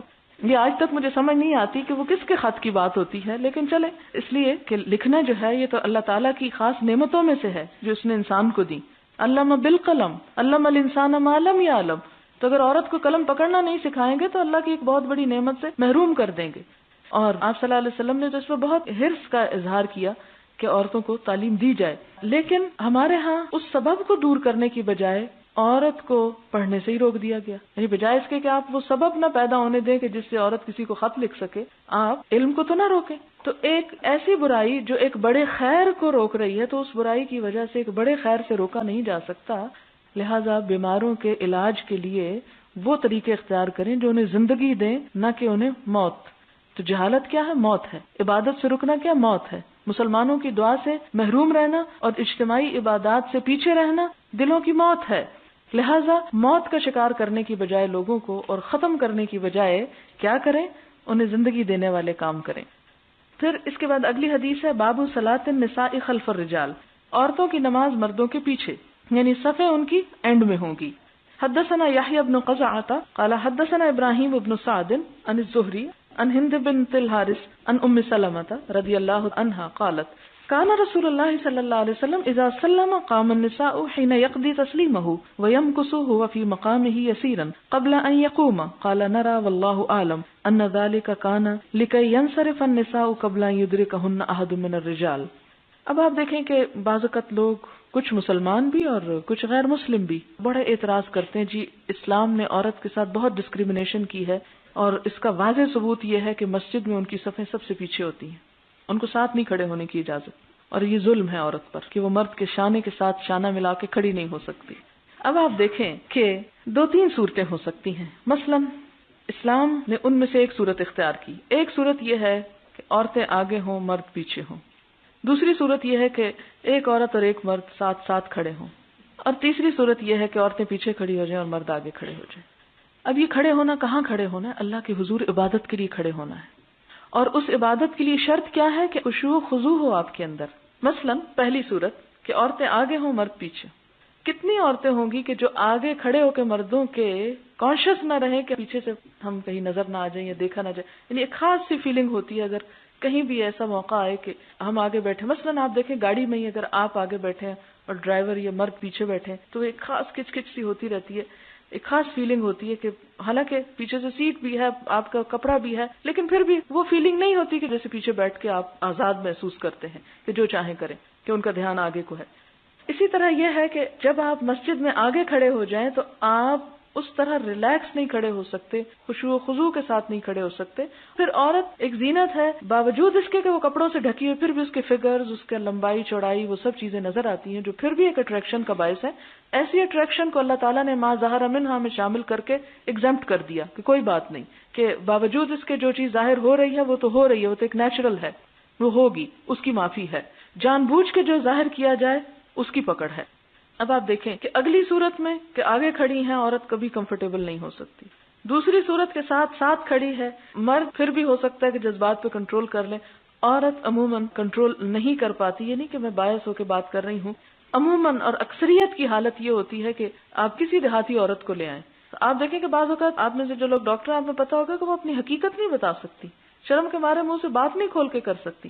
ایسی صورت میں کہ وہ سارا وقت جڑی جکڑی اور شرم کے مارے کھڑی اور ایک مصیبت میں مبتلا کہ ان کا دھیان اللہ تعالیٰ کی طرف جائے ہی نہ، اور وہ اسی میں ہی کانشیس رہیں کہ کوئی مرد کو چٹکی نہ کاٹ جائے یا کونی نہ مار جائے۔ کیونکہ آپ نے بازاروں میں یہ بھی دیکھا ہوگا کہ جہاں رش ہوتا ہے وہاں عموماً مرد چھوڑتے نہیں ہیں عورتوں کو، کہیں کونی مار جائیں گے، کہیں کچھ کر جائیں گے، کہیں کوئی آوازیں کس جائیں گے۔ ایک چیز ہے، ٹھیک ہے، وہ ان کے اندر بھی ایک ایسا مادہ ہے کہ جس سے وہ بھی مجبور ہیں ایسے حرکتیں کرنے سے، تو اب وہ ختم تو نہیں کیا جا سکتا، پھر وہ سر کاٹنے والی بات ہو جائے گی کہ ان کو خفی کر دیں آپ اور ان کے جذبات ختم کر دیں، وہ پاسبل نہیں۔ تو اللہ تعالیٰ نے دونوں کو اپنے اپنی فیلنگ، جذبات کا حسن بھی دیا، اور صرف لائن کھینچ دی کہ آپ اس طرف رہو، آپ اس طرف رہو، تاکہ آپ اس جذبات سے فائدہ تو اٹھاؤ لیکن نقصان نہ اٹھاؤ، کیونکہ وہ چیز انسان کے لیے باعث تسکین بھی ہے، باعث سرور بھی ہے، تو اس سرور سے انسان کو محروم نہیں کیا۔ اللہ تعالیٰ چاہتے تو یہ بھی کر سکتے تھے کہ ہمیں مٹی کے تودے پیدا کر دیتے کہ ہمارے اندر کوئی جذبات اور احساسات نہ ہوتے اور ہم آسانی سے گھوم پھر سکتے، نہیں، آپ دیکھیں کہ جب ان کے درمیان فاصلہ رکھا جاتا ہے تو یہ جذبات تازہ رہتے ہیں اور زیادہ اٹریکٹیو رہتے ہیں، جب وہ فاصلے ختم ہو جاتے ہیں تو وہ جذبات ختم ہو جاتے ہیں۔ آج ویسٹ اپنی اس تسکین کے لیے، یعنی جنسی تسکین کے لیے کیا کیا طریقے الٹے سیدھے ڈھونڈ رہے ہیں کہ وہ کہیں پہ بھی وہ جا کے حد بن نہیں رہی، اور ایک کے بعد ایک اب عورت تو کوئی چیز ہی نہیں رہی ان کے آگے، اس کے اندر تو ان کے لیے کوئی اٹریکشن ہی نہیں رہی۔ اب وہ ہومو سیکشولیٹی کا دور ہے، پھر وہ ختم ہوگی تو جانوروں سے اور دوسرے تیسرے طرح طرح کے ذرائع سے۔ یہ ساری آفت کیوں آئی ہوئی ہے انسانیت پر؟ کہ اس لیے کہ وہ جو اللہ تعالیٰ نے ایک حد رکھ کے حسن پیدا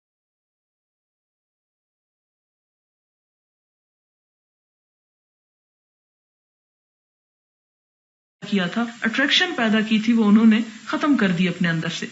اور تیسری صورت یہ ہے مسجد میں کہ عورتیں پیچھے کھڑی ہو جائیں، کیونکہ آپ دیکھیں کہ عورت مرد کی طرف کم مائل ہوتی ہے بنسبت اس کے کہ مرد عورت کی طرف جلدی مائل ہو جاتا ہے۔ تو عورتیں اگر پیچھے کھڑے ہو کے ان کو دیکھ بھی رہی ہیں تو وہ نسبتاً زیادہ کنٹرول رکھتی ہیں اپنے جذبات پر مردوں کی نسبت، یعنی اس معاملے میں کہ آگے جلدی نہیں بڑھتی۔ تو اس میں یہ ہے کہ ایسی صورت میں ان کے لیے زیادہ کنوینئنٹ ہے، زیادہ کمفرٹیبل، زیادہ خشوع و خضوع کی حالت ہے کہ وہ پیچھے ہی نماز پڑھیں اور اس کے بعد چلی جائیں۔ اس کے بعد آگے کیا آتا ہے؟ حدثنا ابو نعیم قال حدثنا ابن عیینہ عن اسحاق عن انس رضی اللہ عنہ قال صلی النبی صلی اللہ علیہ وسلم فی بیت ام سلیم، کہ حضور صلی اللہ علیہ وسلم نے حضرت ام سلیم کے گھر میں نماز پڑھی۔ فقمت ویتیم خلفہ، آپ صلی اللہ علیہ وسلم کے پیچھے میں اور یتیم بچہ کھڑے ہو گئے، وہ ام سلیم خلفنا، اور ام سلیم ہم سے بھی پیچھے کھڑی ہو گئی۔ باب سرعۃ انصراف النساء من الصبح وقلۃ مقامہن فی المسجد، عورتوں کا مسجد سے جلدی سے سلام پھیر کر صبح کی نماز میں نکل جانا، وقلۃ مقامہن فی المسجد، مسجد میں کم ٹھہرنا، یعنی زیادہ دیر وہاں نہ ٹھہریں کہ لوگوں کا رستہ وغیرہ رک جائے۔ حدثنا يحيى بن موسى قال حدثنا سعيد بن منصور قال حدثنا فليح عن عبد الرحمن بن القاسم عن أبيه عن عائشة رضي الله عنها أن رسول الله صلى الله عليه وسلم كان يصلي الصبح بغلس فينصرفن نساء المؤمنين لا يعرفن من الغلس أو لا يعرف بعضهن بعضا۔ باب استئذان المرأة زوجها بالخروج إلى المسجد، استئذان اجازت مانگنا، المرأة عورت کا، زوجها اپنے شوہر سے، بالخروج نکلنے کے لیے، الی المسجد مسجد کی طرف، یعنی مسجد جانے کے لیے بھی عورت اپنے شوہر سے پوچھ لے، اور دوسری طرف شوہر کو کیا کہا گیا؟ اجازت دینی ہوگی۔ اور ادھر پھر پوچھنے کا کیا تکلف ہے اگر اس نے اجازت ہی دینی ہے؟ یہ کہ اعتماد بحال رہے اور پتہ ہو شوہر کو کہ کہاں گئی ہے، کیونکہ اگر اس کو یہ ہو کہ پتہ نہیں کہاں چلی گئی تو یہ چیز مشکل میں ڈال دے گی۔ حدثنا مسدد قال حدثنا يزيد بن زريع عن معمر عن الزهري عن سالم بن عبد الله عن أبيه عن النبي صلى الله عليه وسلم اذا استأذنت امرأة احدكم فلا يمنعها، آپ صلی اللہ علیہ وسلم نے فرمایا جب اجازت مانگے کوئی عورت تم میں سے کسی ایک سے تو وہ اس کو نہ روکے، اسے منع نہ کرے۔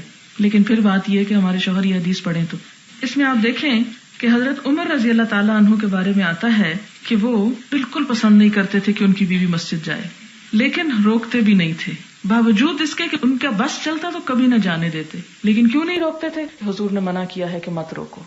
تو اس سے آپ اندازہ لگائیں کہ صحابہ کرام اپنے جذبات اور خواہشات پہ کس حد تک کنٹرول رکھتے تھے اس معاملے میں کہ آپ کی بات کے آگے ہماری بات نہیں ہے، ہم یہ نہیں کریں گے، اور اس لیے باوجود یہ نہ چاہنے کے پھر بھی جانے دیتے تھے۔ آپ دیکھیں کہ حضور صلی اللہ علیہ وسلم نے عورتوں کو کیسے بچایا ہے۔ وہ ایک جگہ پر آتا ہے نا کہ وہ حضرت ابو بکر آگے اور حضور حضرت عائشہ دونوں آپس میں کچھ جھگڑا ہو رہا تھا، اور حضرت ابو بکر آئے تو آگے بڑھے کہ بیٹی کو لگائیں ایک، تو حضور آڑ میں آ گئے، حالانکہ حضرت عائشہ زور سے بول رہی تھی اور ناراض ہو رہی تھی، لیکن حضور صلی اللہ علیہ وسلم نے اس ناراضگی کا ازالہ کیسے کیا کہ حضرت ابو بکر کی مار سے ان کو بچا لیا۔ تو پھر آپ ان کی طرف منہ کر کے کرتے ہیں کہ دیکھو کیسے بچایا تمہیں۔ یہ ہے کہ آپ صلی اللہ علیہ وسلم نے عورتوں پر حقیقت میں جو شفقت کی ہے اور جو ان کے جذبات اور احساسات کا خیال رکھا ہے وہ دنیا کے کسی اور مذہب میں آپ کو نہیں ملے گا۔ اس لیے مسلمان عورت کو حقوق حاصل کرنے کے لیے کسی غیر مسلم کے پیچھے جانے کی ضرورت ہی نہیں ہے، اگر وہ اپنے دین کو ہی پہلے پڑھ لیں۔